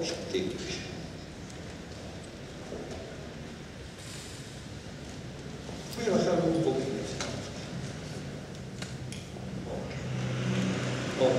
Dice, entonces, cuando hubo salido, dijo Yeshua, ahora es glorificado el Hijo del Hombre, y Dios es glorificado en él. Si Dios es glorificado en él, Dios también le glorificará en sí mismo, y enseguida le glorificará. Hijitos, aún estaré con vosotros un poco. Me buscaréis, pero como dije a los judíos, así os digo ahora a vosotros. A donde yo voy, vosotros no podéis ir. Él está hablando exclusivamente con los discípulos, ¿de acuerdo? Exclusivamente con los discípulos. Créame que a mí esto me costó entenderlo mucho. Usted va a decir, oh, pero usted es un duro, yo lo entendí en un segundo. A mí me costó años ya darme cuenta en serio. Créame. Un mandamiento nuevo os doy, que os améis unos a otros, como yo os he amado. Que también os améis, perdón, como yo os he amado, que también os améis unos a otros. En esto conocerán todos que sois mis discípulos, si tuvieseis amor los unos por los otros. A mí esto me costó muchos años entenderlo, por varias razones. Ahora tengo acá un libro que varios de ustedes lo tienen, una vez se los comenté y varios lo pudieron conseguir.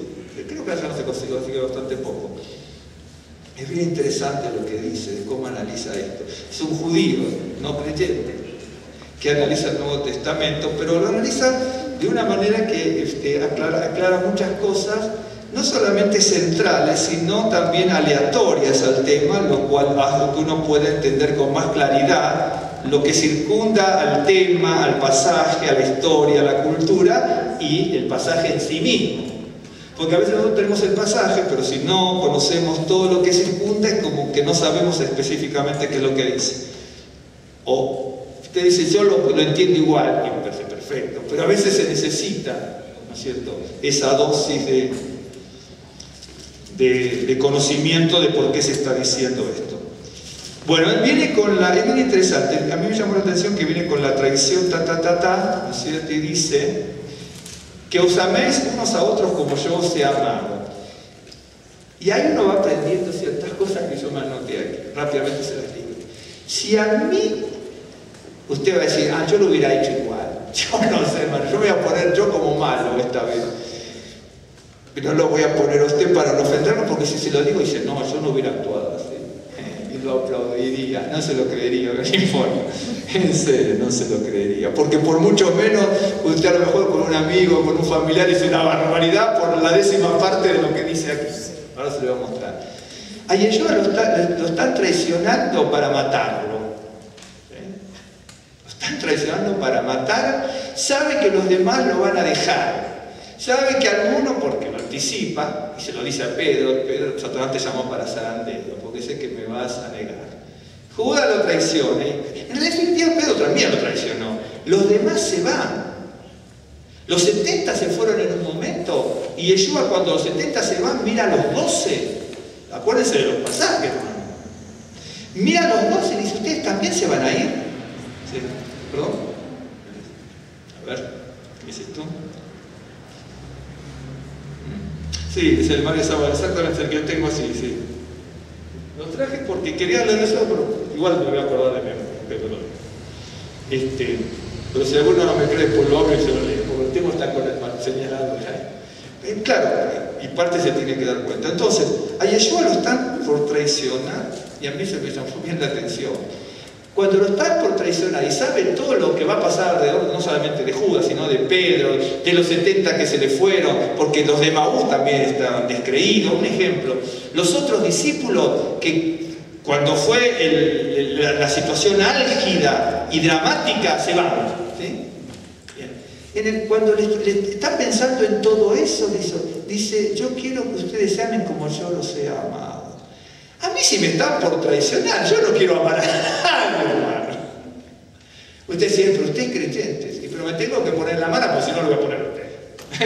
Entonces prefiero, déjeme que me ponga yo. Es cierto. Usted dice, bueno, no, pero hay que tener esto. Mira. Cuando, por mucho menos de esto, acá lo están traicionando para la muerte, lo van a negar, van a maldecir que lo conocieron, y dice, yo los he amado. Mire, póngase en esa situación de su vida. Por mucho menos de eso, usted hizo un berrinche en su vida, a lo mejor alguna vez quiere morirse. Dice, a este no lo veo más, a este no lo saludo más, a este no lo invitemos más al cumpleaños que nos amarga toda la fiesta. Es cierto, ¿o no le ha pasado eso? Claro. Entonces, cuando uno mira la Biblia, ahí uno se da cuenta de lo que significa. No se conformen a este mundo, sino que transformaos en vuestro entendimiento. una maravilla. Entonces ahí yo buscaba en varios libros y tengo una cosa que son bien interesantes. Ya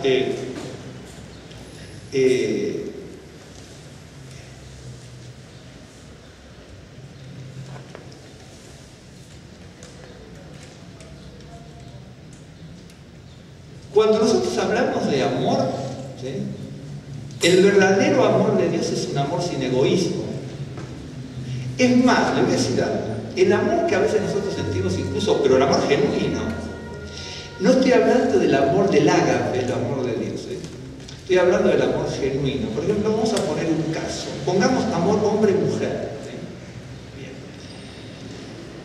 ¿Sí? Usted, por lo sumo que no solamente es la pasión, sino es el amor, no importa si usted tiene 20, 30, 40, 50, 60, 70, lo que fuese. Aún en el amor más puro del hombre, pero no el amor ágape, escucha, aún en el amor más puro del hombre está el egoísmo, y se lo voy a mostrar. Yo me enamoro de una persona, ¿sí? Entonces, yo cuando me enamoro de una persona, yo siento, y lo siento, y después yo que es bueno, ¿no? Y es así, y que va a ser así. Yo me siento feliz.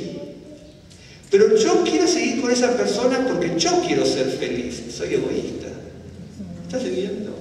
Por ejemplo, ¿me está siguiendo? Usted va a decir, pero entonces, ¿qué? Bueno, pero estamos hablando de la parte más profunda. Por ejemplo, lo voy a dar vuelta, a ver si me entiende. Por ejemplo, yo estoy enamorado de una joven. Ay, si ella me deja, qué solo que voy a estar. Soy egoísta. Porque ya, primero, la amo y yo quiero ser feliz. Pero si me deja, yo voy a estar solo. Aún le puedo dar 20.000 ejemplos. Aún en lo más puro del hombre está esa dosis de egoísmo. ¿Sí? Aún. Pero vio que Yeshua, que tremendo, lo están traicionando. Dice, yo lo sé. Porque si hubiera sido egoísta, si me traicionas no te amo. Qué bárbaro. Y usted dice, bueno, pero a Judas, pero él estaba hablando a sus discípulos, con Judas incluido. Con Judas incluido. ¿Está siguiendo? Entonces, aún en el amor más puro está esa dos. Por ejemplo, nosotros siempre, a ver, uno lee la Biblia, ¿vieron cuando dice uno en la Biblia encuentra todo? Y sí lo encuentra. La cuestión es buscar, comprenderlo, estudiarlo, analizarlo, pensarlo, meditarlo, y es una maravilla, ¿no? Y entonces tiene un versículo, pero bueno, no importa más allá del verso, ¿no?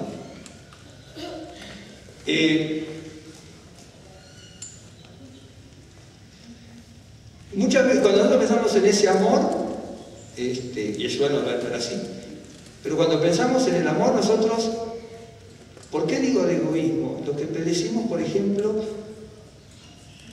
hablando del amor, incluso con padres e hijos, amigos mismos, ¿no es cierto? Después se lo voy a mostrar en Romanos también, eso cuando habla del amor. ¿Por qué yo tengo que tener amor? ¿O cómo es que yo tengo que tener amor de Dios? ¿Y cómo es el amor del hombre? El amor del hombre a veces por la ventaja que puedo sacar. ¿De acuerdo? De repente a lo mejor una persona es un hijo, son varios hijos que están con los padres, pero no los soportan, no tendría que ser así, pero pasa, es una cosa real.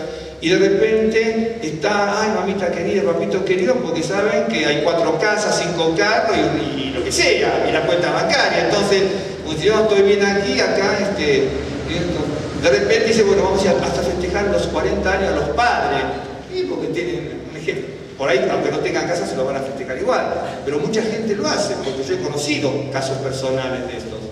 ¿No es cierto? Mantengámonos unidos, mostremos lo que no somos, pero por interés, nosotros decimos por interés salta el chango en Argentina, pero bueno, acá no sé, creo que algo del perro o algo así, más o menos, por interés baila, no te baila el perro, baila el chango. Entonces nosotros decimos el amor, ¿no es cierto? El amor, ¿qué es lo que me reporta el amor? ¿Vieron cuando decimos, por ejemplo, me voy a casar? No. Errores, me voy a casar para ser feliz, ¿no? primer lugar, me voy a casar para hacer feliz al otro, porque si no, soy egoísta, un ejemplo, ¿no? Me voy a casar para ser feliz.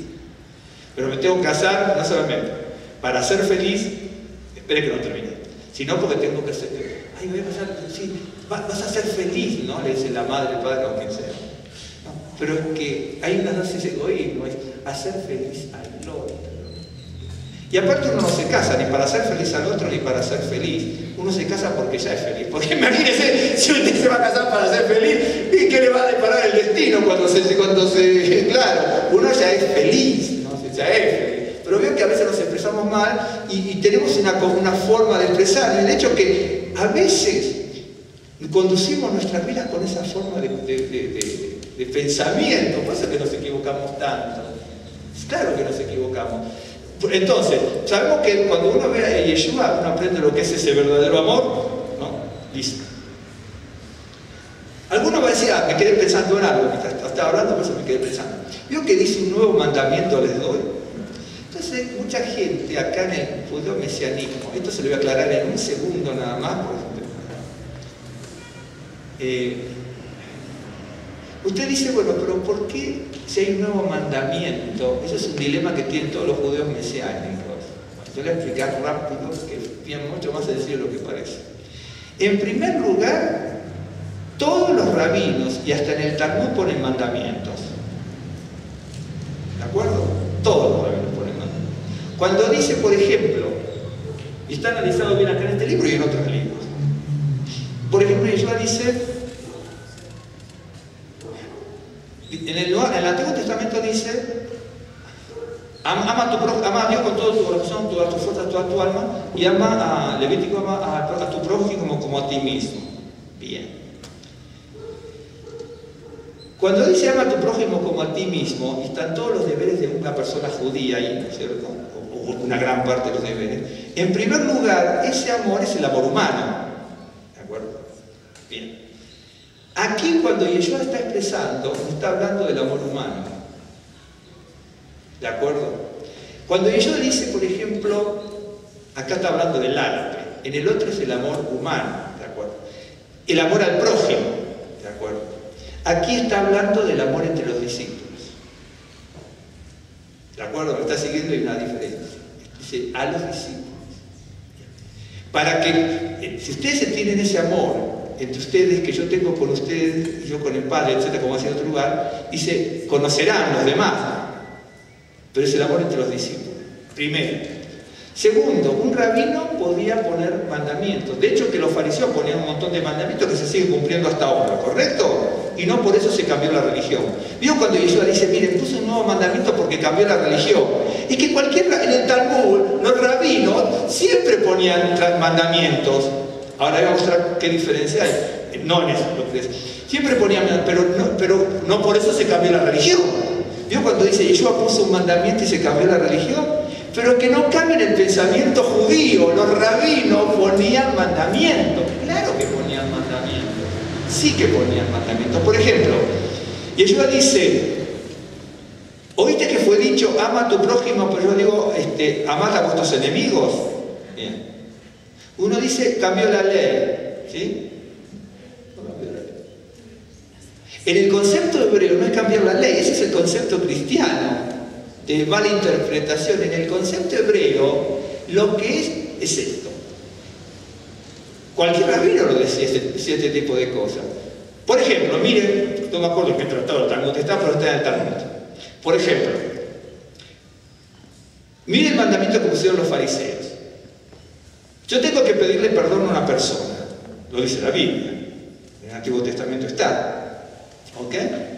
Pero ¿qué pasa si la persona murió? Entonces yo tengo que cumplir el mandamiento de pedirle perdón, ¿de acuerdo? Entonces hay un mandamiento, no me acuerdo qué tratado, el Talmud está, creo que el tratado yo, hay cosas que me acuerdo otras no. Entonces dice, perfecto, si murió la persona vamos a pedirle, vamos a poner un mandamiento, que aun cuando la persona está muerta vamos a ir a la tumba a pedirle perdón. ¿De acuerdo? ¿Ok? Cuando Yeshua, ¿qué hicieron los fariseos ahí? Dios te dice, yo quiero que le pidas perdón. Hasta ahí es lo que yo te digo. Si tú quieres elevar el pasaje, elévalo, pero nunca lo bajes. Pero no es añadir. Tienes que pedir perdón. ¿Cuándo? Hoy, mañana, pasado. Esté cerca, esté lejos. Está muerto, pide. Entonces, aún en la uno se acerca y en oración pide perdón a la persona, ¿no es cierto?, muerta. ¿De acuerdo? ¿Me está siguiendo? Cuando es tremendo, pues dice, un nuevo mandamiento los doy. Primero, que se lo da a los discípulos. Segundo, que no es el amor humano, sino es el amor de Dios. ¿De acuerdo? Y tercero, cuando dice, amad a vuestros enemigos, dice, ¿oíste que fue dicho, ama a tu prójimo como a ti mismo? Pues yo digo, amad a vuestros enemigos. No está agregando, no está añadiendo una ley. Lo que está llevando la ley que Dios la está llevando a la mayor potencia. Dios dice, tú tienes que amar a tu prójimo, ¿sí? Bueno, entonces, ¿tu prójimo es tu enemigo? Tienes que amar a tu enemigo. Y Jesús lo dijo Jesús. ¿Me está siguiendo? Es un pasaje interesantísimo este. A mí me costó esto, aunque le parezca que me llevó años. Lo medito, pero no cambió la ley. Y mucha gente, incluso cristiana, se cambió, no agregó. Mire, usted vio que están los 10 mandamientos, ¿no? Los 10 mandamientos, veo que la gente dice los 10 mandamientos, cuando uno los analiza y los lleva lo que lleva cada uno a la vida práctica, prácticamente, si no estamos en el conocimiento del Señor, ¿cómo hacemos para cumplirlo? Bueno, si eso nos parece una enormidad, cuando usted lee de verdad la Biblia se da cuenta que los 10 mandamientos es lo mínimo que pide Dios para que vivamos. Es lo mínimo. Es lo mínimo que vivamos. Para que vivamos. Es lo mínimo. Y de repente uno dice, uy, qué bárbaro, ¿no? Esto es una monstruosidad. Como diciendo, esto me parece extenso, pero para Dios es lo mínimo. Para que podamos vivir en este mundo. Quiere decir que uno ve que cuando ve el asunto este de Yeshua aquí, el tema este de Yeshua aquí, es un amor no egoísta, porque está en el contexto, primero que no es no egoísta, en primer lugar, y además se acentúa mucho más porque está en el contexto de la traición. Y en el contexto de la traición, dice, yo los he amado. Imagínese usted con familiares, amigos, incluso a mi hermano aquí en la congregación, de repente, por mucho menos ni aparece. Y no, ni traición, ni tampoco le pedimos la cuenta bancaria. Sí, así. Sí. La otra es que el verdadero amor, como está aquí marcado y en toda la Escritura, es sacrificial. Nosotros creemos siempre que el amor, ¿no es cierto?, está enmarcado en el cuadro de la felicidad, ¿sí? Pero lo que Yeshua dice, que el verdadero amor tiene que ser sacrificial, porque Yeshua dice, como yo los he amado, y ahí va camino a la muerte. Entonces quiere decir que el verdadero amor no siempre está rodeado del gozo, de la felicidad, de los beneficios, ¿me entiende? El verdadero amor, primero, es no egoísta y es sacrificial. Nosotros pensamos el verdadero amor, ¿no es cierto? Ah, sí, el verdadero amor, por ejemplo, vamos entre las familias. La familia, el verdadero amor, ¿no es cierto? Es tener, poseer, adquirir, darle lo mejor a la esposa, al hijo, ¿no? Un ejemplo, ¿no? Lo cual tiene que ser así. Pero el verdadero amor es sacrificial. Yo siempre me acuerdo, yo era jovencito, y había una persona que estaba muy enferma y había otra persona que la estaba cuidando, así que se los conté. Y entonces la persona estaba mal, no me olvido nunca, portaba mal, y golpea ahí nosotros decimos ropero, gente golpea así. ¿Qué le da? Si me toca a mí esto, por el sufrimiento de otro familiar, y los cuidados, y los meses, y me toca todo lo peor. Y uno de la sinagoga, que estaba ahí también asistente, dice, no te tocó lo peor, te tocó lo mejor, porque por ahora puedes ayudarle. Ahora puedes ayudarle. No me olvido nunca, porque yo era jovencito, 13, 14 años, estaba con mis papás a la vueltita de la casa. Y esta persona con el puño golpeó en el ropero, no sé cómo se fracturó la mano, rompió, porque digo, un golpe tremendo. Pero todo, yo tengo que hacer esto, trabajar esto, lo otro, y no hago los tiempos, dice, ¿por qué me manda esta mujer? Dice, no, te tocó lo mejor ahora. Y eso se entiende, con los años se entiende. uno lo entiende. Yo, por ejemplo, entendí también a mi papá, un par de años estando en la casa, todo lo que podía hacer porque yo tenía que hacer mis cosas, ¿no? Y sí, realmente era agotador, ¿no? Y hoy lamento no poder hacerlo de nuevo. Créanme que lo lamento en el alma. Porque hoy sí lo haría algo de otra forma, ¿me entiendes? Sí lo hice, claro que lo hice.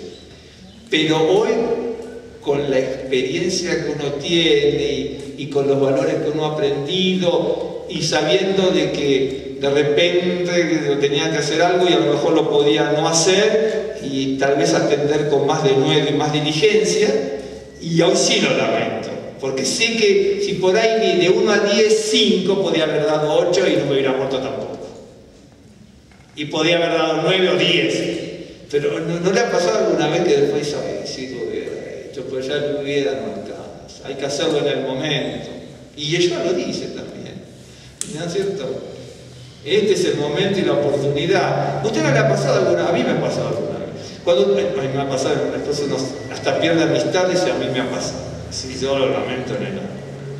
Vio que de repente dice un noviazgo, nosotros con Rosa habíamos dejado muchísimo.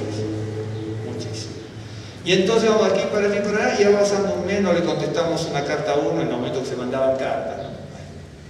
Entonces no le contestamos la carta a uno, la carta a otro. Pasan 6 meses, 1 año, 2 años, 3, 4, 5, 6, 7, y ya no le contestamos a uno, a otro. Tuvimos 20.000 oportunidades, bueno, hoy no porque estoy cansado, mañana por lo otro por lo otro, y no lo hicimos y hasta uno pierde amistades.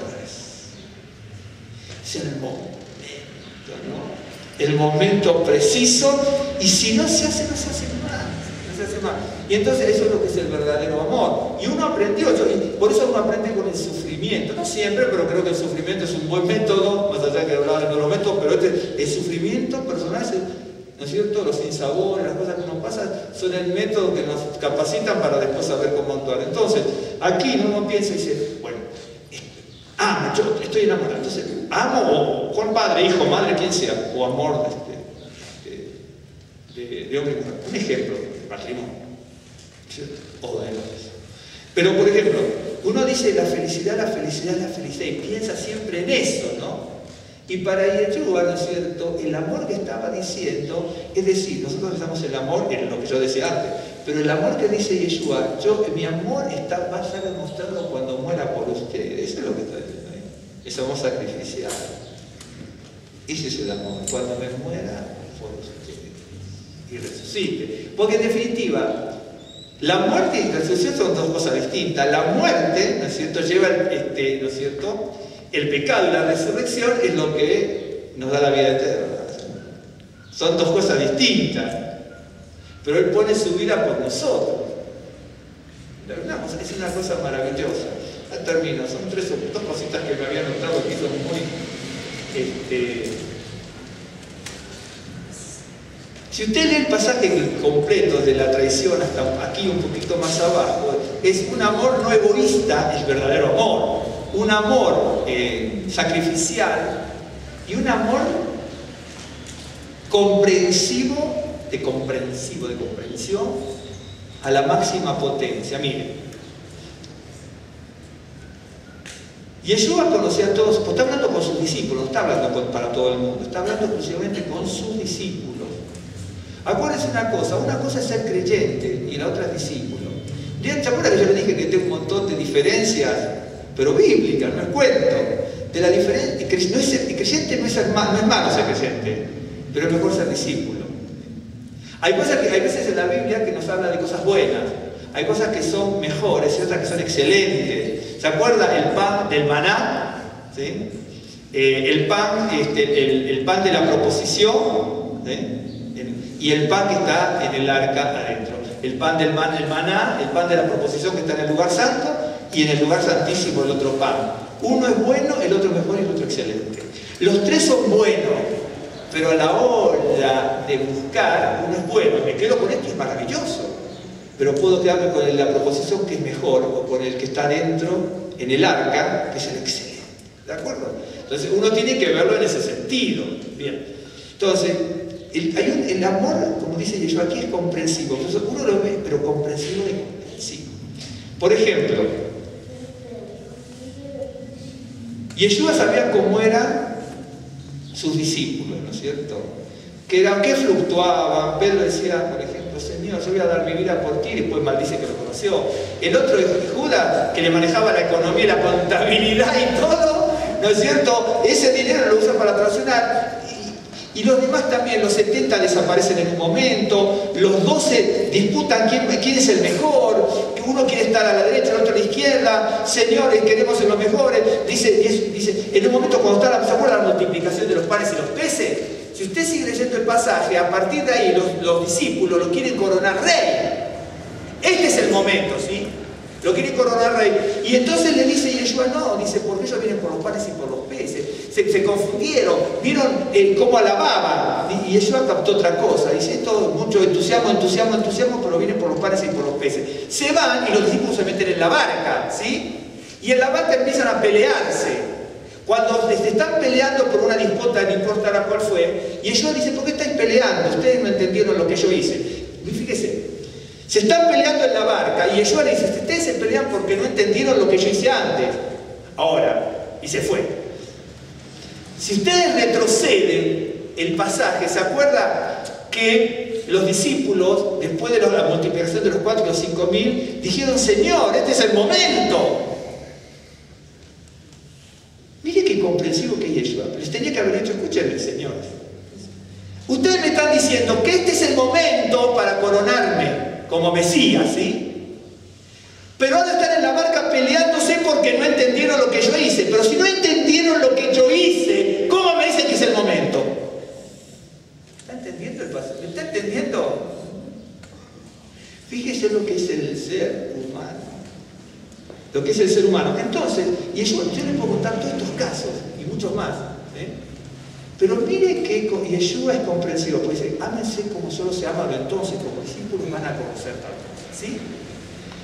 A pesar de todo lo que está pasando, yo no tengo un amor egoísta, tengo un amor sacrificial y los quiero como son.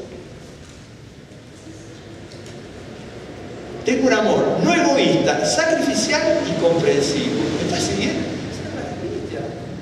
Porque le hicieron cada cosa. Cuando usted analiza, hicieron cada cosa a los discípulos tremenda. Acuérdese, después lea de los 4.000, 5.000, léalo con entendimiento. Cuando Yeshua lo quieren decir, este es el momento, Señor, porque todo el mundo está enloquecido aquí. Siguen adelante, se están peleando. Dice, ustedes no entendieron. Pero aunque Yeshua no lo dice, si estudiamos, nos damos cuenta, qué bárbaro. Aquí se están peleando porque no entendieron. Pero aquí supuestamente, más atrás, entendieron y lo quieren poner Mesías. No entendieron nada. Ni los discípulos, hermano. Ni los discípulos. Es una cosa maravillosa. Por eso decía, un nuevo mandamiento les doy, ¿no es cierto? Como último. Tenía un amor que es perdonador. El amor es perdonador. Acuérdense de la palabra perdonar. Dejemos la palabra griega o hebrea. Pero la palabra perdonar en español que viene del latín, que está perfecta. Perdonare. ¿No es cierto? Es un sufijo, un prefijo que es grado superlativo. Perdurar, persistir, ¿no es cierto? Durar mucho, existir mucho, ¿no? Perdonare, donar es ceder gratuitamente sin ningún tipo de reconocimiento. Es decir, soy anónimo, totalmente anónimo, eso es donar. En su origen es la palabra. La persona que donaba, que sea el donare, de repente podía donar, no sé, 100.000 dracmas, ¿no es cierto? En la antigüedad, y decía, bueno, esto es para tal cosa, ¿sí? ¿Quién lo hizo? Isabel. Hoy cuando donamos algo queremos que nos pongan hasta en los frontispicios de las iglesias, más o menos, para que eso no es donar, es lo que significa la palabra y el concepto que arraiga esa palabra. Entonces, perdonare, dar en es grado superlativo, en definitiva per es lo máximo, entonces, pero grado superlativo. Perdonar es ceder lo máximo sin ningún tipo de reconocimiento. Entonces tenía un amor no egoísta, un amor sacrificial, un amor comprensivo, no importa lo que me hagan, yo los amo. Y un amor como los amo, no importa lo que me hagan, tengo un amor perdonador y los perdono, a pesar de que me estén traicionando. Por eso, o que lo iban a traicionar. Justicia, bueno, lo traicionó Judas, y entre comillas también Pedro, porque maldecir, conocerlo es traicionar, es falsear todo lo que se depositó en él. Y así lo hicimos nosotros. Por eso dice, me guiará por sendas de justicia por amor de su nombre. Qué tremendo, ¿no? Como dice el Salmo 23. Yo cada vez que estudio esto, que yo comparto así, cada vez entiendo más el Salmo 23. Cada vez lo entiendo mucho más. Por eso, el amor sí se puede enfriar. El amor puede ser sin fin. El amor puede ser con fingimiento, por eso que yo les estaba mostrando. Y el amor, como dice un nuevo mandamiento les doy, que se amen como yo los he amado, que es un amor no egoísta, es un amor sacrificial, es un amor comprensivo y es un amor perdonador. Eso es solamente cuando, ¿no es cierto?, uno no se adapta al esquema del mundo y es transformado en el entendimiento